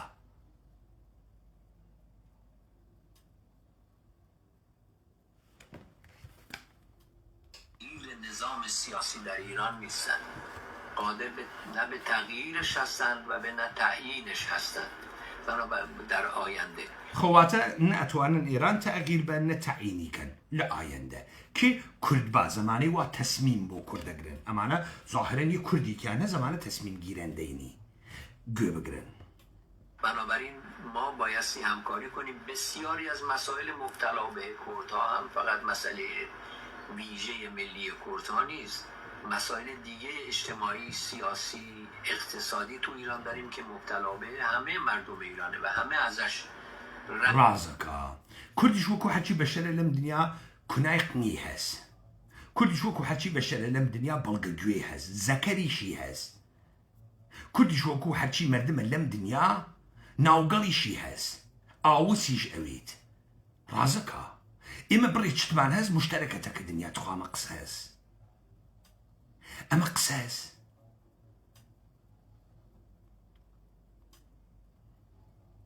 بگذارین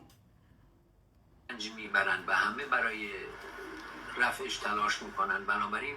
زمینه های بزرگ و اساسی وجود داره برای این همبستگی این هم به تلاش دیگری احتیاج داره به این بعد دیگری یعنی همبستگی در سطح سراسری و در سطح کل ایران برای این هم ما از 20-25 سال پیش به خصوص تو این 20-25 ساله در تلاش‌های متعددی شرکت کردیم در ابتکار عمل‌های متعددی یا شرکت کردیم یا خودمون از بنیانگذارانش بودیم تا همین اواخر هم ما کماکان به این سیاست معتقدیم بالاخره من راه دیگه‌ای رو سراغ ندارم شما چه راه دیگه‌ای رو سراغ دارید برای بالاخره من راه دیگری را سراغ ندارم شما چه راه دیگری را سراغ داری ئەمە ناوی عەبدوڵڵای مۆحتەدیە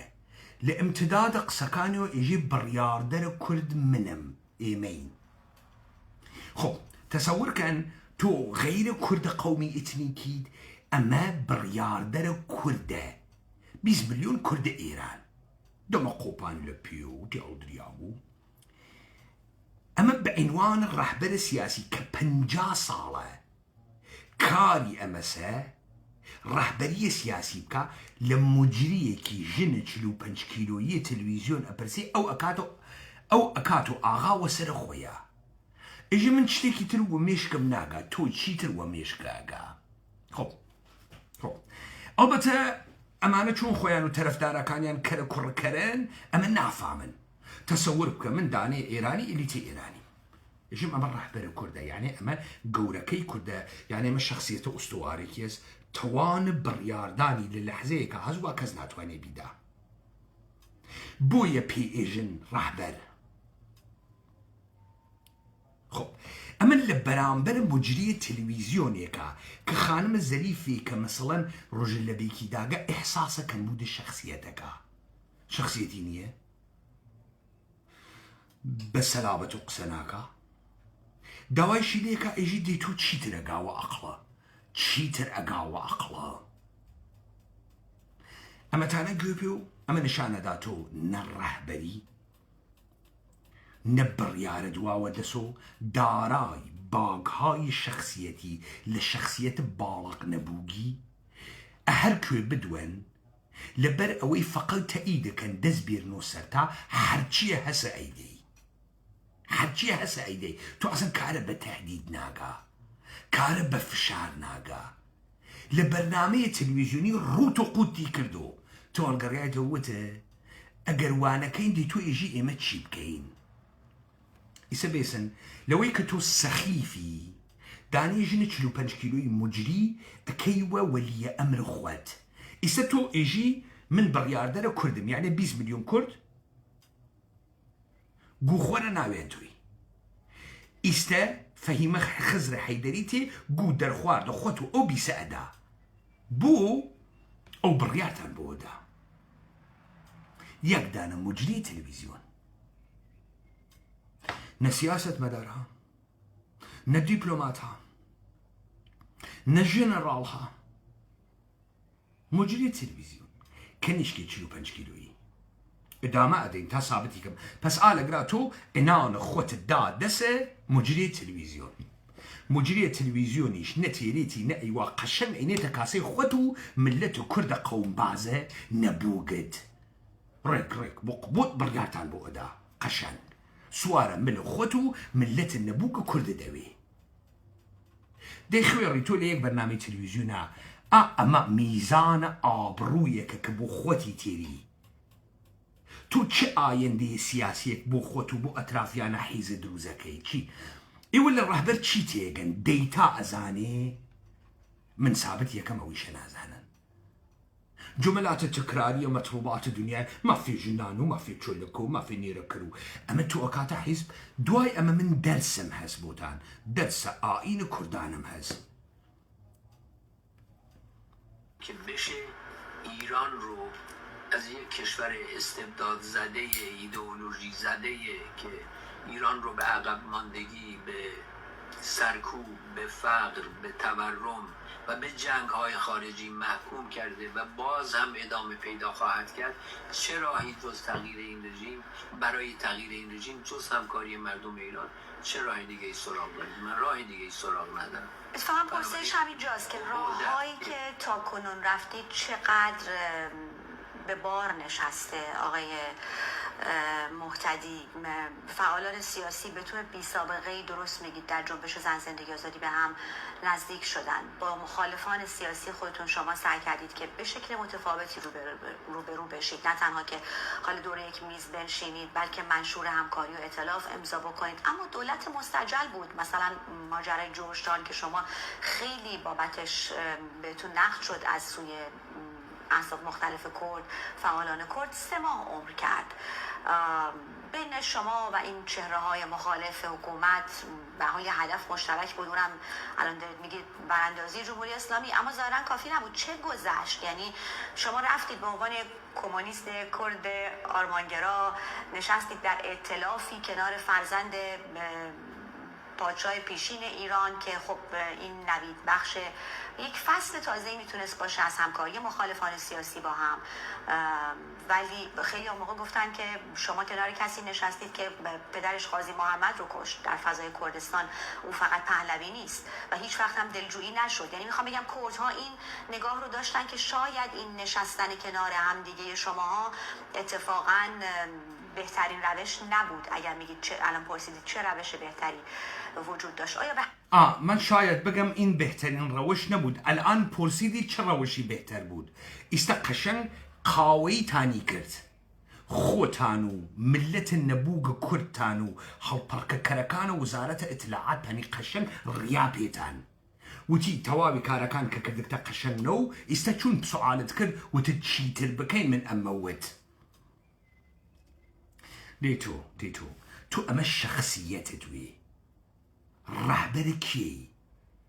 من بە ئێوە نەموت هەرچی خوێڕی دارای باگە شەخسیەتیە دارای عەدەمە بلوغە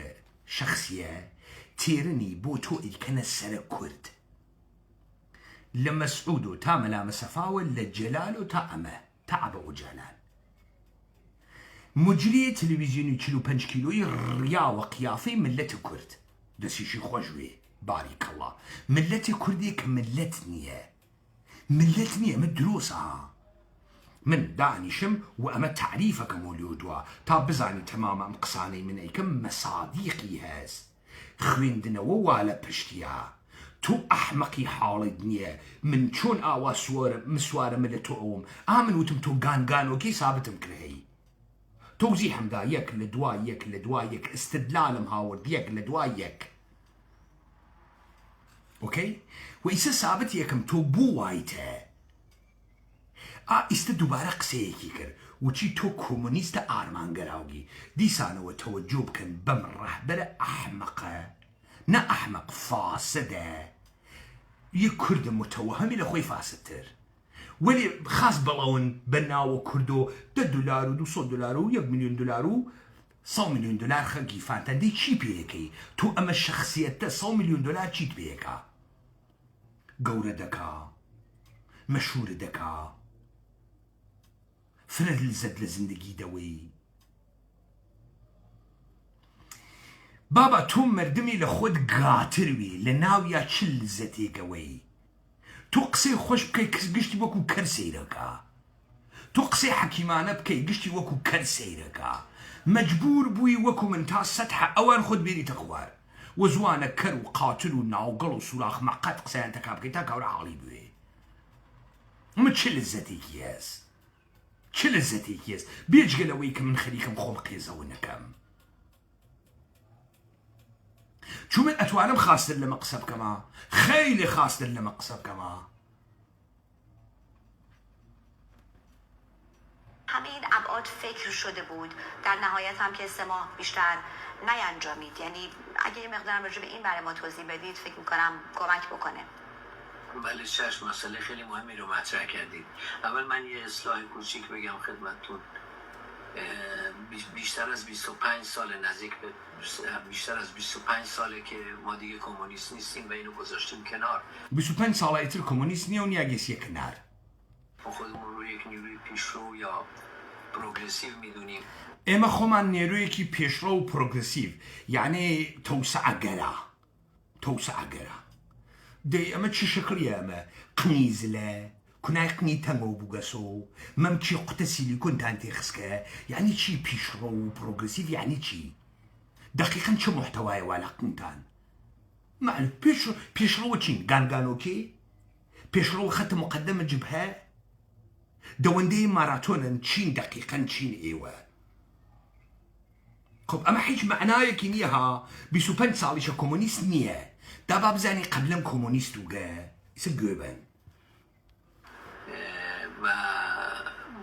در این مورد نمیخوام وارد بحث بشم ولی فقط خواستم این تصحیح و بحثی نداریم هر چی که میفرمایین که خودتون رو به هر عنوانی معرفی میکنین همون هم عنوانی است که ما هم ادامه میدیم در واقع شهرتی که میدونید اطراف شما هست همینه و خیلی متشکرم از اصلاحی که کردید بله برای اینکه برای مدتی برای چند سالی در یک پروژه ناکام و به عقیده من نامناسبی شرکت کردیم ئەجێ بۆ خاترەوەی چەند ساڵێک لە پرۆژەیەکی ناکام و نامناسبە شرکەتمان کرد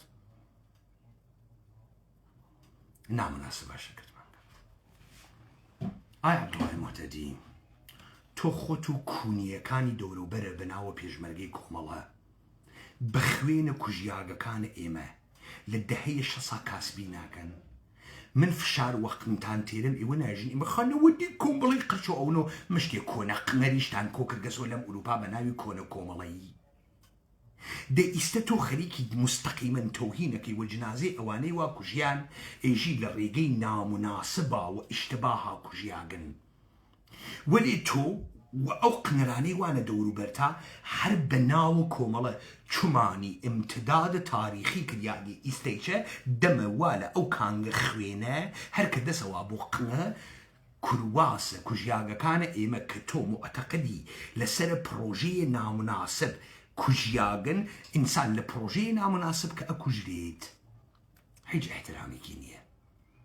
فیڕۆچووگە چون تۆ ئیستە تۆ خۆت و قنەرەکانە دەوروبەرت ئێژن ئێوە کۆمەڵان ئێوە ئەوتانە هاوردگە تا ئەگرا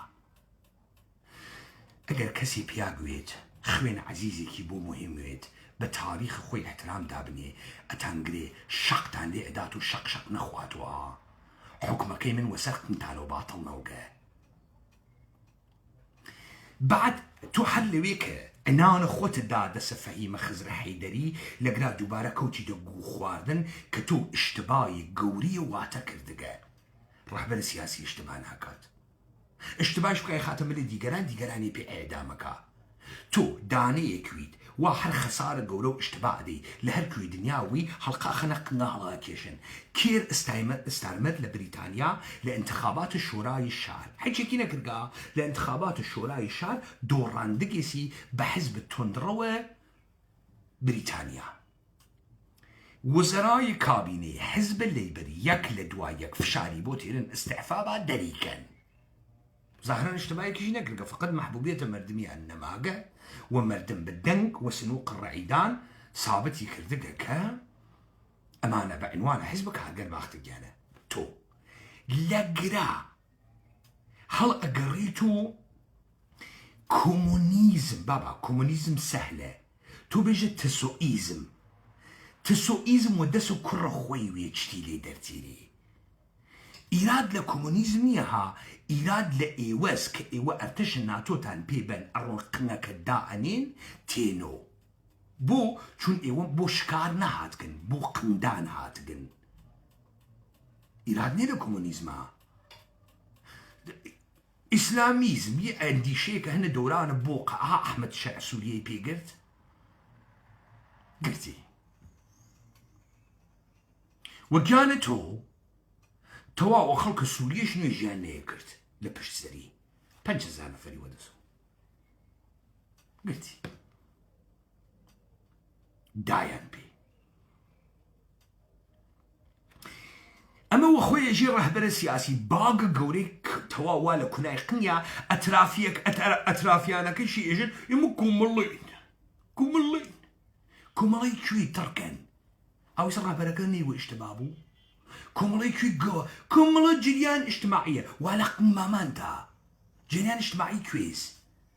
دي خومك اشتبوا بروجي نامناسب وغلط واشتباه ايوه بروغريسيف وبيشراون كيشتان امسا لكنار اردوغا وسر تابودوزو تاشا بردو شوالك دا اخرينن ناو قلا طرف كبكي داغا قلا اميكيك بنيري داغا تو شعفونتو كوزاز وسوزاك اون خليكي غانغانو كين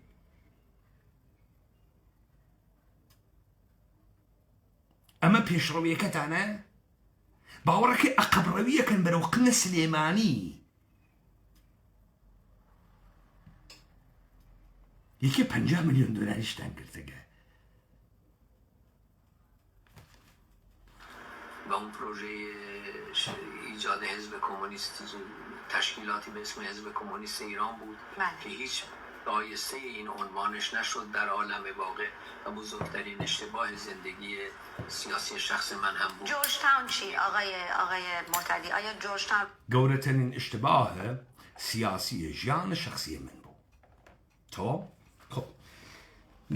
لە دیبەیتە هەیەجانی بێمە دەرەوە تا من سابتم کردەمانە چکارە ئیستا با من تۆزیح بدەم ئەوزاع چ شکلیە با مثال بدەم ئێژێ پیشفرز گریمانیه دنیای سرمایه‌داری و مناسبات سرمایه‌داری حبونه هیز کار بفروشه تکرار یکمو فرز اول که حرکت اکی بیجی بچی ایجی شرایط سرمایه‌داری حبونه هیز کار بفروشه اما نوی تو شرایط سرمایه‌داری نیه من ازانم اما حالی من نوی السر كرب ديلو اقليم كردستان وكردباز وبمبكا كحيزة قشتي كومونيستا اجي كومونيستيش خراوة حالينية ماركس كتيوي جنوسي بناوة سرماية خب هدف ماركس لم كتيوي چيه لبروي بيت بيجيت چتيك بي اجن سرماية چيه سیستم سرمایه، مکانیزم سرمایه، ماشین سرمایه چیه؟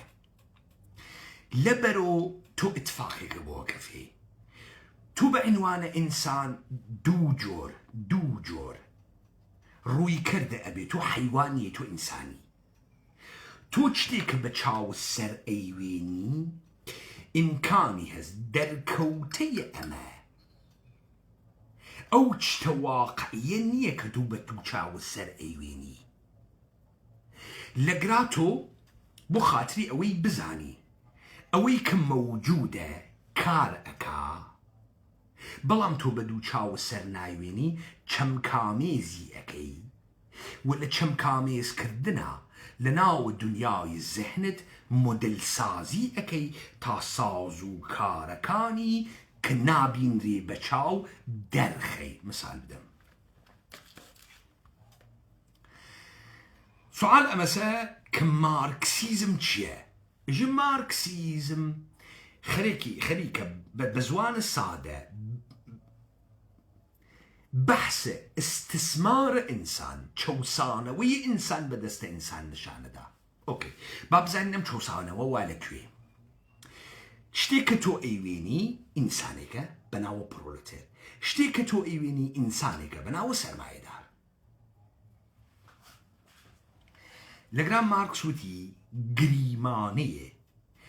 هەڵسوکەوت و مناسبات سرمایه داری هەبوونە هێزە کارە بۆ فرۆش هێزە کارە بۆ فرۆش لەگرا مارکس دووشتی درێژێ ئێژێ شرایط سرمایه داری یەکێک لە ئیلزاماتی هەبوونە بازار ئازادە کە هێزە کار وەکو کالای مەسرەفی بڕوات وخوي آلو گور بکا لگل باشترین قیمت پس لگل دو چد بو هم آزادی بو هم منصفانه بون و عادلانه بون پول دانه به هیزه کار بو سوال گونه مثل ای بو ایجن سرمایه دار پول کارگرت زی دی خو مارکس خوی گوتی بازارکە ئازادە کاورای کرێکار بەڕقاب بە حەز خۆی هێزە کارە خۆی ئەفرۆشێت و قیمەتەکەیشی قیمەتە مناسبە بازارە کە شرایطە تەعینە قیمەتێژی ئەی دزیەکە لەکوێ ئەکرێ ئالەگرا مارکس ئیشی پەدیدەیەک انتزاعەکە تا دەرکەوێت تۆ بیوێنی تۆ نایوێنی نە کرێکارە وێنی نە سەرمایەدارە وێنی ئەمە دیار نییە نایوێنی ماركس لقى توضيح هذا هيز كار تك كار فرقك هيز كار كالاي مصرفية كار فعله كردس ك للنتيجة هيز كار حاصل عليه استه سرمایه داری کتیت بازار هيز كار يعني تمام قوای فیزیکی ذهنی فکری انسانك که بکاری تیری مهارتك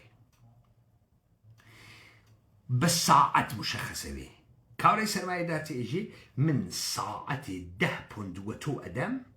تو هیزه کارت به من بفروشه لگرا سرمایه دار چی سندگه هیزه کاری سندگه پولی هیزی کاری داگه کارگر اچیت کارخانه کار اکا هیز کاریک که فروشتگیسی مصرفی اکا نتیجه هیز کاری که مصرفی اکا کار دروس اکا کار اکا فعلی اکا که لکالا دروس اوی ارزش افزوده دروس اکا سرمایه دار پول امینه داگه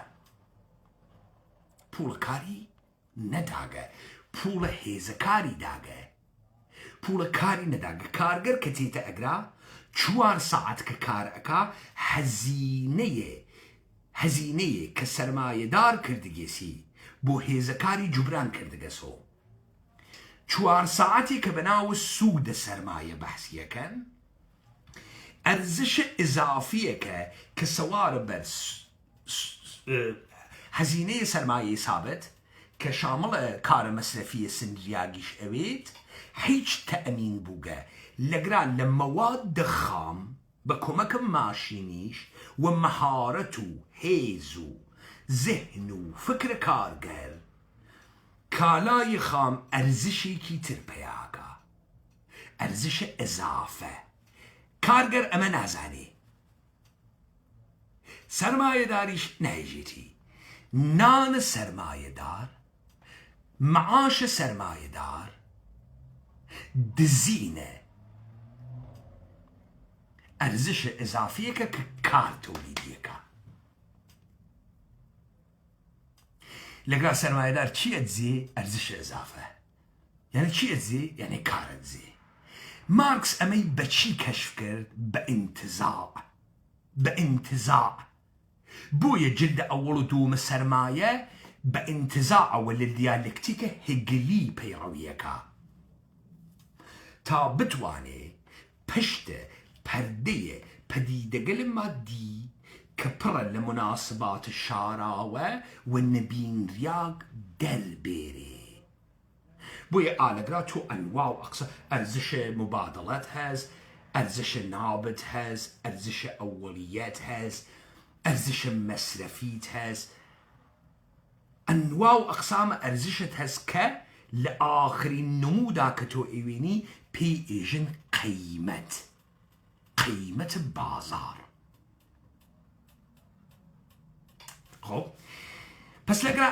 لەگرا مارکس ئینتزاعیەک ئیسا ئەمە فێر بووین ئەگەر مارکس ئەم کارەی نەکردایە تۆ ئەسن نەدەزانی سەرمایەداری چییە چون ئیستا تۆ کارت نەئەدی نەتئەدی قابل دیتن نەبوو بۆیە کارگەرە ئەحمەق ئێژێ من خۆم کەمتر وە 50,000 دینار نافرۆشم کاورای ئەحمەق نازانێ چه ئەتفاقێکەکەوێ لەگرا تۆ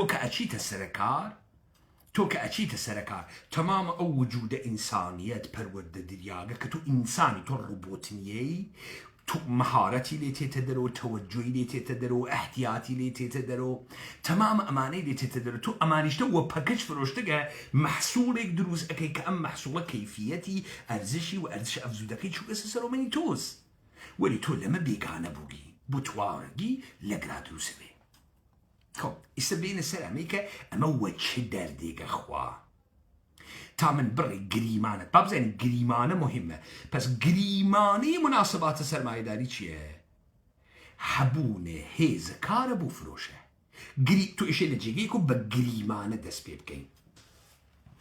بۆ ئەمانە بەحسە پوڵ و پێشمەرگە و هەڵیەخین و خەڵکی ئەەکەن گریمانەکە ئەمەسە یە هێزێ مەوجودە هەنە خەڵکە و تۆ ئیشێ ئەم هێزە خەڵکە بێری تێ پشتە خۆت تا خەڵک عاملە سەرکەوتنە تۆوێ ئەم گریمانە غەڵەتە بۆ غەڵەتە با ئینتزاعیکەین بێسن هەر بەم فۆرموڵە مارکسە ئینتزاعیکەین مارکس لە فۆرموڵەکەی وایژی تماشاکە ئەو کە شوێنە هێگل ئەچێ هێگل ئێژێ تاریخ تەزادە تەحقق ئیدەوە مطلقە تەزادە تاریخ رابطه علت و معلولی نییە تاریخ رابطه بوونە شدنە ئەویش لە تەزادە تەقابڵە تێز ئەنتیتێز و سنتێز و دووبارە تکرار تا ئەگا بە تا ئاخرین مەموریەتە خۆی تەواوەکە مارکس ئێژێ نە ئێژێ لە ئاسمانگا و هاوردمە سەر زەمین مارکس ئێژێ تاریخ تەزاد طبقاته ومنافع مادية ولا سور أويش سورة قري تعقيبك وتيريتي سر الزمين بقول خوي مادة خب بقى ما برسيكين منزولي تشير ماركس لما اوكي 9 مليار انسان ولا سر قوي زمينة بيجن جمعية انساني اوكي ماركس اشي بنواربه ما بيجي من قالك من نسخة بو جمعية انساني 9 مليار انسان یکی ناوی تساوز یکی ناوی ئەنتۆنیە 9 ملیار ناو هەڵبە ئەسن گۆج دەکا ئەمە بەردە تۆ خۆت بکە لە دانەی کوردە قەومی تنیکی وەختی پەیمانە حەیدەری ئێژێ من ئەچمە تاران تەسەور کە تۆ ئیسە فیلمێکی ئێرانی ئەوێنی قڕازەیە نیشانەدا جێگەی نیشانەدا دانەیە لاتە ئێرانی نیشانەدا لەگرا بۆ گرا دڕیاگە و لەگرا بۆ گرا دڕیاگە و پەنجدانە سەگی بەسکەس و چەقۆیەواوە دەسیوە و کارێژی برارڕۆ من چۆن دەتوانم بۆ ڕەهبەرە ئەمە چ بڕەسێ بەمەی کە وەکو شێرکۆبێ کەس بڕۆیتە خیابان و وەلی عەسر چاوت بکەوێ وەم گشتە کەنیشکە زەریفە تارانیە بعد بێژی ئەی خوا من لە ناو ئەمانە کێم من چۆن بگەم ئەو هەرەمە قودرەتە ئان لەگرا ئەتفاقی کە تۆ وەکو ئەوام وەکو کەسێکە فەقەوە چاوی سەری ئەوێنێ کەرە ئەکەوێت ئەو نافامێ جەمعیەت یانی چی خب ماركس لقرا يجي سير كان جمعية 9 ملياردي بني كنارو كسري كيلي بقرا تو مشخصي بشيكي جمعية 9 ملياردي يعني موجود زينك موجود زينك إشي زينقية خوي بردوامكا موجود زينك كإنسان ويت وموجود اجتماعية كويت بشي زينقية خوي بردوامكا بالروابط الاجتماعي ومناسبات اجتماعي كاراسامو 9 مليار جمعية فردا أو لاوة استبجي أويك تو لمورد تكتك أمانة برسيكي مات هجل أشيت سراغة إيدا أم تيت سراغة مناسبات اجتماعي كواتا هجل جمعية 1 مليار دي تشين كرينة كرت شو إيدي إمبراطور ودولتي كرت حتى هندوستان جمعية 1 مليار دي هند كرينة كرت شو ساختار حكومتي والدولتي لهندوستان برسي كرت حتى روشلاتنا وراس شو يونان شو الروم صادبو إسا حريمان بو إسا خليكين حريمانوي بس إسا تو بخاطري وإلم جمعية تيبريشي چي بدوزيتو مناسبات تحليل مناسبات بكي أتواني أم 9 مليار جمعية كنترول كي أتواني دسكاري كي أتواني بيشيويني أتواني دايني إتركارة بمنية أما الدكتورة أما أحميناوا أما محمويناوا أما كريناوا أما قايناوا إسا بينو سر داستانك نكتة أول بيمان حيدري وتي إيران 9 مليونه أوكي بتشي إجن ملة إيران هات خوارو بزاني تشتي عامل بيوندية 9 مليون إيرانية كبي إجن ملة إيران تشيروكا هاو بشا نريت ميجوية دودانا إيراني اشتراكيان تشيتك يكتريا چون لكناري يكتري قرار قرن چون جان أدن بو يكتري ناسيوناليزم إيرانية بيمان حيدري بالرسي كدي هيش كام نواننية مردم إيران كومالي إنساني تاك واللي يكتري قيليانتي هالواقعي وتي بيمان حيدري كشفي كرت كأنشي كبي إجن ملة إيران يعني مناسباتي كبروكراسية إيراني ممكن يكرقا أو دوزيمو 9 مليون إيراني بنينا كنال فريدن بو من مهمني أما حلو خاتو قمرتو أكاتو فعال حقوق بشر قوا كويس أما مهمني أويك بم أما يكرقا سملة إيران ناوي بروكراسية إيرانية ساخت الدولات بازار بول هر لقراوتي بنوارو بروكراسية إيرانية خاص سيريكا بمعنى هيدا يكشتي دوزيوه وتي بروكراسية إيراني داراي قيران ساختارية بردوام كردنة دسالاته بس لقرا نا إيدا موجودة نا آرمان موجودة نا تمدن موجودة لقرا يك ساختار بروكراسية دولتية دانيا كأما نش شهريكي قوريواتيا نمستاق بارز إيديكي واتيا مسالك علي خامنئي وندانو حكم قصاص المدبوتان أميتر قشن ثابت يكا من أوصاي كاركا مزانو چخورا خب بو خاطري أويك من سرزمين كردان بيرمو أم هيكل دروزناني برساختي بازار فرب دم مشتي طول حيزة إليتا أوليغارشية إيراني فرب مدرو إشي تشي بكم إشي أم ملة الجعلية نبوغ إيران لبين بوم أم ملة الجعلية نبوغ إيران إشي شون لبين بوم بلبين بردن بروكراسية إيران بروكراسية إيران شون لبين بوم بروكراسية إيران خوي كيشي قوري واتيا أم كيشي قورا أم قيرانة قورا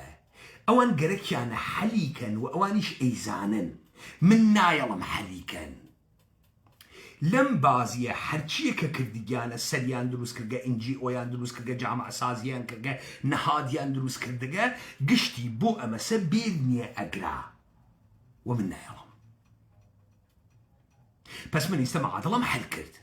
لقرا يتنا بيجمرقي حيزي قركا نكلاشينكوف قوادي قركا حج كامينة قركا تاكاورا كيوتا غانغانو كيلا أردوغا سوالا من يكتري بيه أوي وعبيجي بما ساخد نميشود كاوري كرتو مالا بقصانانية تو ندود كومونستيقي تو حل ماركس تينيجي بابا تو اللي ماركس هاري دبوغا نتوان عقليت هز نأفامي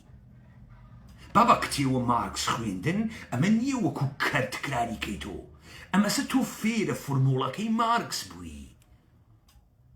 تو تاريخ فلسفة خويندن سوادار ناكا او براستيو أفلاطون واي تو إيشو خود أفلاطوني وهمان كار أفلاطوني كاتو بلوي بيكي أهم الناترسمو آشكارا وإيجمي خب استبابين وسر أويكا من كيم بوق ساكم بو راحة جم 20 مليون بزوغا بوق ساكم ديسان قريمانة غلطة بزانن إما من گزارش أدم لكرد قومي كرياك أم كرد قومي كرياك خلق كرماشانة خلق إيلامة خلق ورميز لأصلا شهر وند إيرانة بشيوي رسمي باسبورتي هز شناسنامي هز يارانة أقري كارمن ده حقوق أقري 8 إيراني والدي الفانية بشيوي غير الرسمي كملتنيا بول أكابو قصو سر قرمي داسباري بيكات أما يكسري مؤسسات يعني بو دروس كركا بيكسري تشهرة وأدبيات وشهيد وأمانة بي إيجن رواية غير الرسمية ملة كرد كبو آزادي مبارزة أكا خب حتما كا أحمد كا براد فريبا خانم فلانة كس خانم براستي أو دراويشتي إرادية جتي بناو ملة كردنية يكيك إستا بناو ملة كرد إيشي تقابل بكاتك إيرانيتا أما خوران دا تاكسي لك الماشان نايكات خو دكتور فلانة كس كلود عمالكا نايكا خو فلانة تركن كباس زوانة كردية خو نايكا زوانة كردي تقابل إيكينيتا كسي ساختار دولة إيرانا نيسي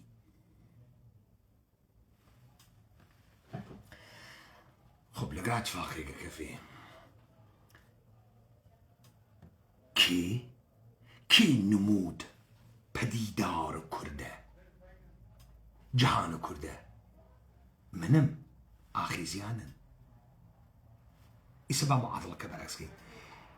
کرد حزب من نادا من حزب کرده دم معادله که برعکس ها دانه جوان روی دانه کرماشانی دانه ایلامی 20 مليون کرد هاریا جیر دس ایران مطیع جیر دس ایران پرتو بولا لمستراو اكا پنج خران ناجي اوي مستقيما دنجي برزة هر دقيقة هر ثانية لمقابلة دولة ايراني اوي سي است بي جي راسي تو سركوتكي چون سركوتكي اي چون نهاتكي حكمة قصاص آمران قتل قودة ترين رهبر مسلمين جهان بي نائب امام الزمان بي او منيجمي دنگ كرد كيس خود کرد کیس جهان کرد کیس دنگ منم هیچ کسی که تنیه کاری بزاز گوا و فلانه کس لمریوانه کی پیاگه دیتوام سال سیان نوی اما چه فرقی کیست که کاری کرمانیه هیچ فرقی کی نیه اگر ایوه فکرتان کردگه شروال کردی بکیت بیقنت شرمک بخیت درو اما زور درخا دی بابم خو اما 100 سال خیلی کنه وقتنا اگین نايين معادلية ايوه غلطة بويا بيمانة حيدري باكينية تبونا احمد تو فكرك من ماسا وبوتو ناكم روح كرد منم توب منو قدرة التزوج ناخد عيشينية خد اهر كوشيك بدون تيتهالدن من اهر كوشيك بوم تيهالدان دنياكم اگر انسان كردي وشوين ايدئالك اقري كأم ايدئال النمودي كي لقدرته زور كرد هس اخيز كردوار سر بخوص حج كزي تنمية صلاح الدين بياغا قولي كمسلمان خوي بيو اوسيتو اسلامو تنهاي زوري نية زوري كي نية 400 سال مسيحيان تبيان دا وسر اورشليم تجاوز يانا كرو الدنيا اما صلاح الدين بو زوري بو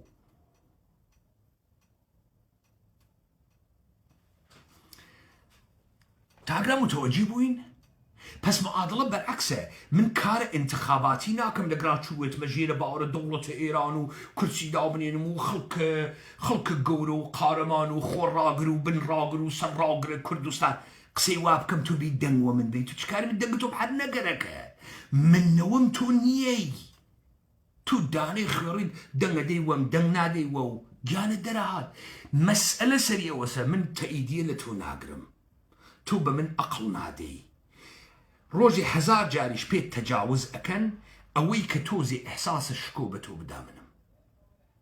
منم آخيز كردوار سر بخوص أما النكتي أول بس تو تعيست اشتباهات كرك من أرم تبشيركم وخلطتو كارت عزفيتي بيدمو من 1 مليون كربيرم كارت عزفيتي بيدم دولة إيراني 5 مليون كرتيري إيجي سايت جان فدان دروس كرجا 26 مليون إيراني جان فدان يتناولوا شيء جان فدان دولة إيراني وجيب بمي لنا وخيابانا هرشو لنا وتارانا شوي 200 نفر و 300 نفر بلوكة وملوكة سواري يكتريا كا تحتنا وازدواج جان فدايان إيران تام من كارت عزفيت وصاها زربم أو كارت عزفيتي ودا مليون داكا خب استمن دقيقا وتما كاوري كريجم چون اینو ناكين تو خود إيراني تو زوري كي 10,000 تي حلدرياغ دولة إيراني تو نل ماركس تيجي نل كومونيزم تيجي نل إسلام تيجي نل سير الروح التاريخية قلتي أجر تو أمانتي بقيتها لتمام جورة كان الدنيا أرويج تيفي رويد أشوي تخزمة تشنجيز مغول أشوي تخزمة أتيلا أشوي تخزمة محمد أشوي تخزمة تك أمانة تاتو جورة بوي حاريت بوي تو حكينا ماركس حاريت بوقلنا بخوا أما الدورة أول بس ميست توهمك تاعنا باطل كرد أم كردة روح كردي نبو تبلور الروح كردي يارانا آخيز كردة وارسة بخون أو حكي دجمن أو أويني دجمن فربي خوشة أما نوينيت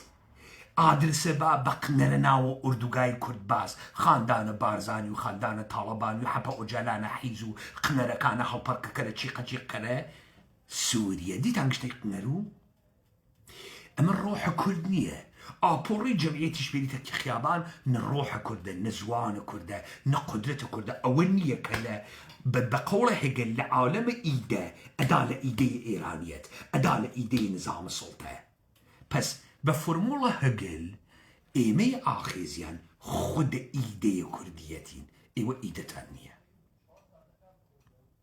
دركي كيشتان لشرايط مادينية توان دروس كردن تزاد شرايط مادي تانية استمن حرقنا بابي كموزواني كي ترى حالي تامي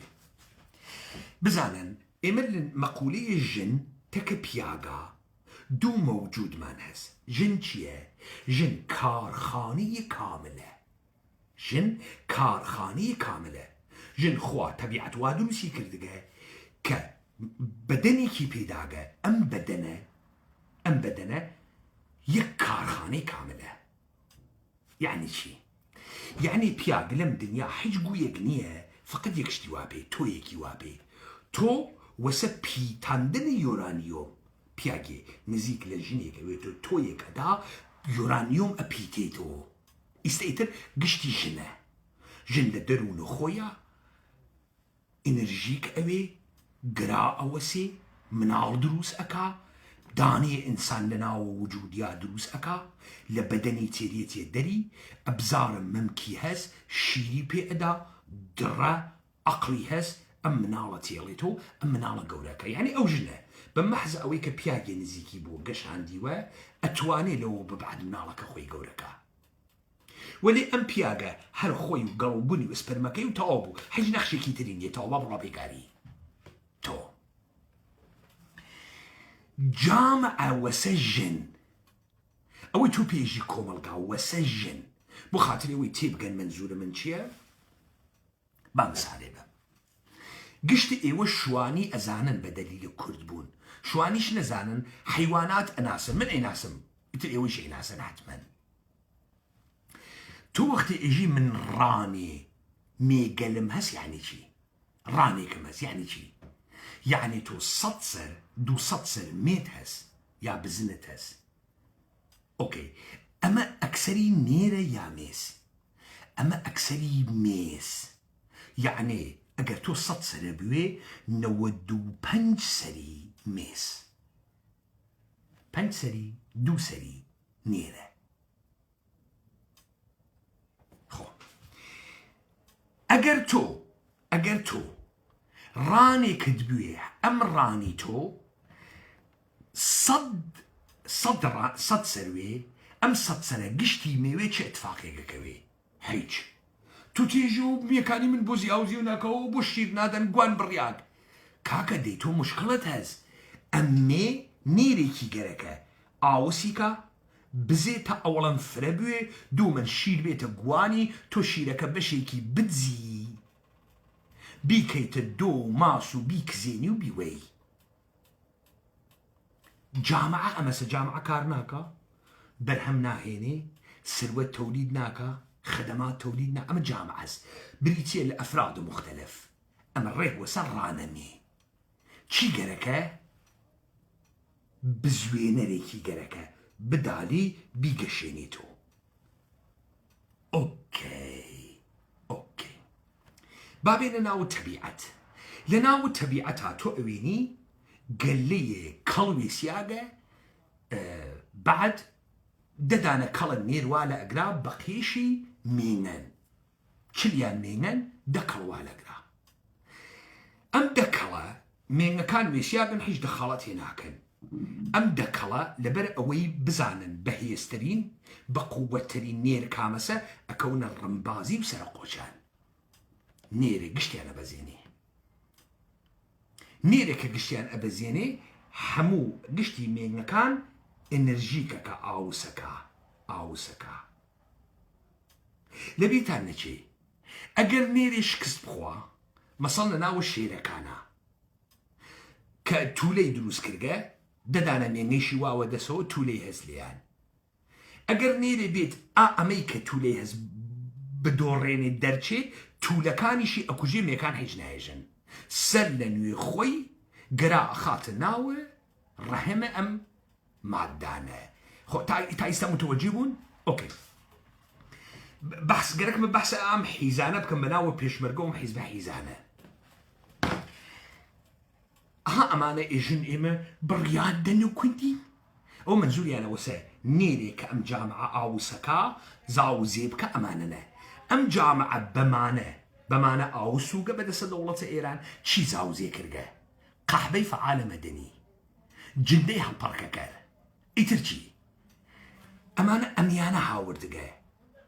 ولا بيتانا كاورا أيود هو آخيز بو كارا هسبي من شو كان من بيتانونية إيمش نيريكين هاتكين أم جامعة إنرجيكين رمبازينكين بزاين كي زوري فراز بزانين كي أتواني تجي لبعدي دروسكا بويا وقتي دوران ديانم قشتي أنا برد دواوا استحرشي توليان خسكسو قشتي بحارم جامعة حيش نايجي لبر أوي سلنوي آوس أوي تبرولي جديد أيسا متوجبون حالي تنبو قو أجر حالي تنبو أجر جامعة إيمة جامعة نيا لبر أوي تولحيزت يا دروس كرغا انتخاب طبيعي قورة ترين بقوة ترين نير لشراكتي تدرو مين أو سكاتا منالي بخا تا برخي بخا بقدرتوي بقوتوي تولي بخا بقدرتوي بقوتوي بمينيتو وقتی تو بشیوی مصنوعی نیر نایلی دانی گروک ایدزی قنبوغن تیری ام جامعه آوس اکا اوی ایداتو درو طولکشی هر حیزه قنره حیزه در نتیجه جامعه حیزان دروزکا لگرا کمبود نیر یا سران کرد موجوده که اولا خود نمود کردون در نتیجه هر که گره که کرد بینی اوانه وینی کارین او خیابان نوینی دوما لرمبازیا ام گروک و سیلدار و قنر و امانه بشکینی و است طولکانیشان لبین بوا است جامعه آوسوی بچی بالنسل الجديد نسل الجديد خوية بهيزة بدأ صلاتك كأو وقت الدنيا تكاندات أمن لك شو وتيتدرو لوي كتو انتزاعكي بريتش ديارنية وقتي برسيكي لانتزاع فمي كان آسانة أم وادية غلطتو فكركي بروي أما مش تحيزو سيلدارو قايرياق كرياقنا نير كورد تجاوز يعني وجامعي كورد كردقة أوي خستد يعني سو جندو قحبو آوسو HIV دارو دلحيزو تو أميني أم جامعة بم جمعية نتكان أخوا نانا أزين نريتي قشتي خسياو زو أم بواسة لبر أوي كوتم كاورا دو صدانا مريهز أروات آواجي وآواجي باشترين بران تيريت حتى وقرز تيريتي بول أدا 5 مليون تمن أدا أم برانية ببريد للدمي تا أو براني كيلي بقري وأم برانة بيوتو برانو خوي بعدن رانا كيفي قوركا تو أمن لنا وتبيعتها أزانيد شون أمن لنا وجامعة نازاني شون أما نازاني تو أجر رانيك هز قري أكويتناوي حيوانا كاني لرن قوشت ناقرن زرر أكي دليلي وسني ركت حيزة بوي تو هل أسي لأواقي فلان أزاني بران السنجاوي شعبرانه أروي بوت ناكري بكري أجري بو 2 برين بو 3 برين بكري أجري بس أما ميقل نية بروان نير بيري أما نير خوي درخا أما ميقل نية بنير هيز أدا أما نير ميقل آوسكا بابا بمزوانة تيبقى أما خوزوانة طبيعة الزندقية قدرته أما بفامن من لقراء أما إيجم تاتو متوجه بوي أجر أمر انتزاعينا فامي تمام قريمانا كانت غلطة شو يتناو أردوغا أخنرا كان إقليم كردستان 200,000 بيشمرقة 200,000 قندرن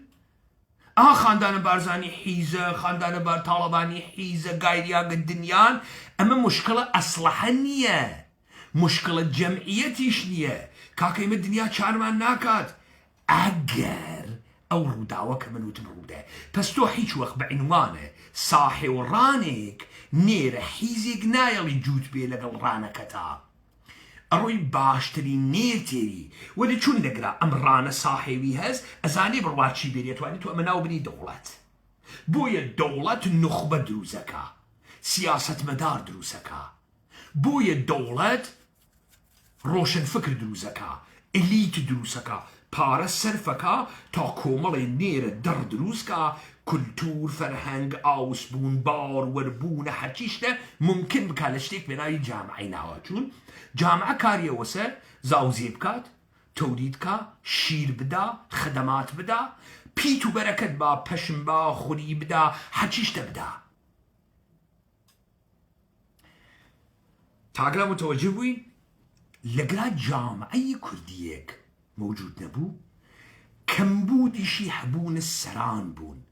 إنسان آئين كردي ديوان يعني خوا إما ديوانين أواو تياران إما ديوانين أواو تياران هني مجيلين يقك يشاران تازين دا كرمي آئين كردان ديوان يعني خوا كان خداي كان أمانة أتوانا هيز قوري آبوري جمعيات انرجيك كان هيز أخاتو قنر أخاتو بس أنا قراتو وقتي تيتم ميدا وقتي كورا يجي عبي مهتدين مصاحبين يجي إما بريادر كردين جدي دي استم أمو وسا أميكا قليك مي قلبي سياقة هني نير نما تك نيري كان قراوي سياق كاخيز كردوار سر بخوص يكم سر قوچان هم ايان تريني هم ايان دريني هم قشتيان كوكاتو ببارتيتو بيكيتي حيستو بە کۆمەڵی حیستۆ بە دموکراتە حیستۆ بە پەکەکەی گایریاکتۆ بە تەمامە حیزب کورد بازیتۆ گایریان ئێوە نە ماڵە ئەم قسانەنە نە ئەقڵە ئەم قسانەتانە هەز نە دەرکتان هەز مبارزەی سیاسی ئینسانە سەروەر سیاستمەدار ژنەڕاڵ تئۆریسیان کە بە هەرچی ئومورە ئاگاهوێ گەرەکیسی وردە قنەرە وەکو ئێوە فقط ممکن بوو کە دەست دەوڵەتانن وە دولار داستانتان تەواو بوو تەواوتانم کرد ئێستا متوەجێ بووی ئەو من 5,000 هەست ئەو من حتوام 1 ملیاردە بووە لە خۆت قنەرترن مەسئلە ئەمە نییە مسألة تعداد نیه مسألة سر أمس كومالي سر كرد موجود نیه تا جامع لي آوس بويد بالنليني وبالدليني قنرو جاكشو مادر قحبة نسل توريد كأويتو جنده كأيون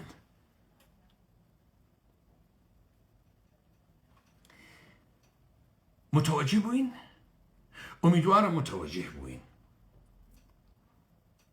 لما وبعد ام وردة تسليدان واردوغامان هسو لم كلوزلمان هسو هوالا بيتانا مو بيهس وقت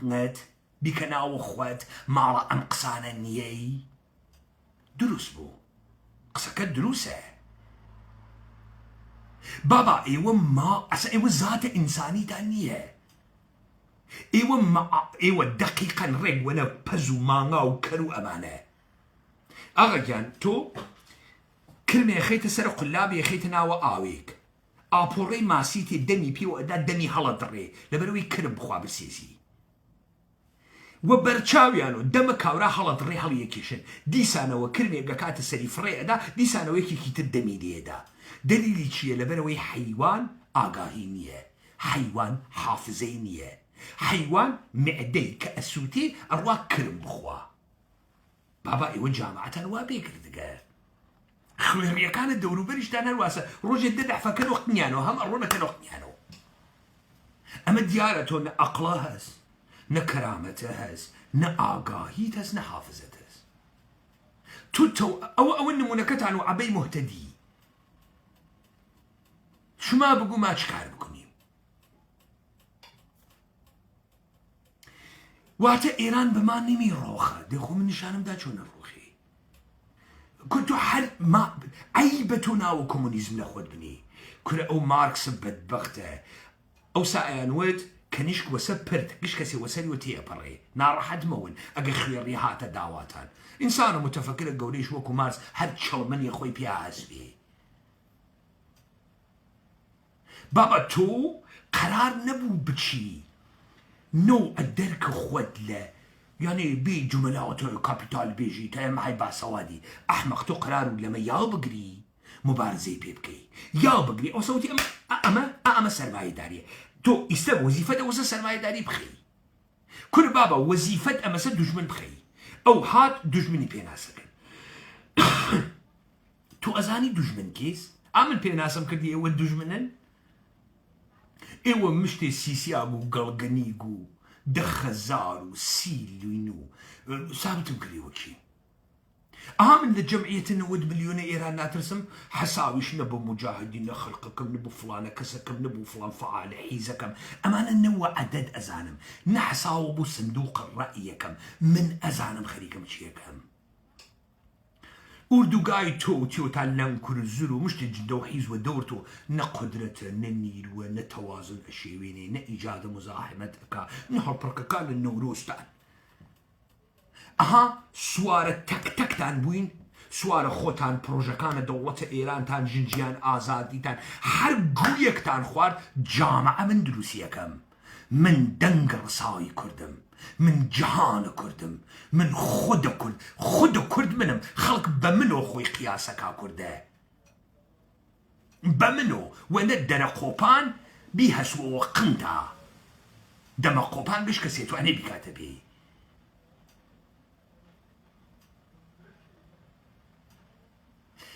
لقراها تشيش تباطل بو كواتا كرد منم توش حتى بياني حبكة بيجو بنيري سلكي أخوي نو خلكي فلان الجري نخوات حجقويكي نا آواقيكا تان حجقويكا نا شاركات حجقويكا تيهاو درياك أما أجر ران أجر ئەگەر نێری تیا نەوێ زاوزێ ناکات ڕان ئەگەر نێرە قەویەکی تیا نەوێ کاوەڕە گۆشتنە بە سوودە بە نرخ ناخاتەوە سرف ڕانداری تۆ ماڵدار ناکە حاڵیت بوو وەم زوانە فکرەکەم خاص حاڵیتان بوویتر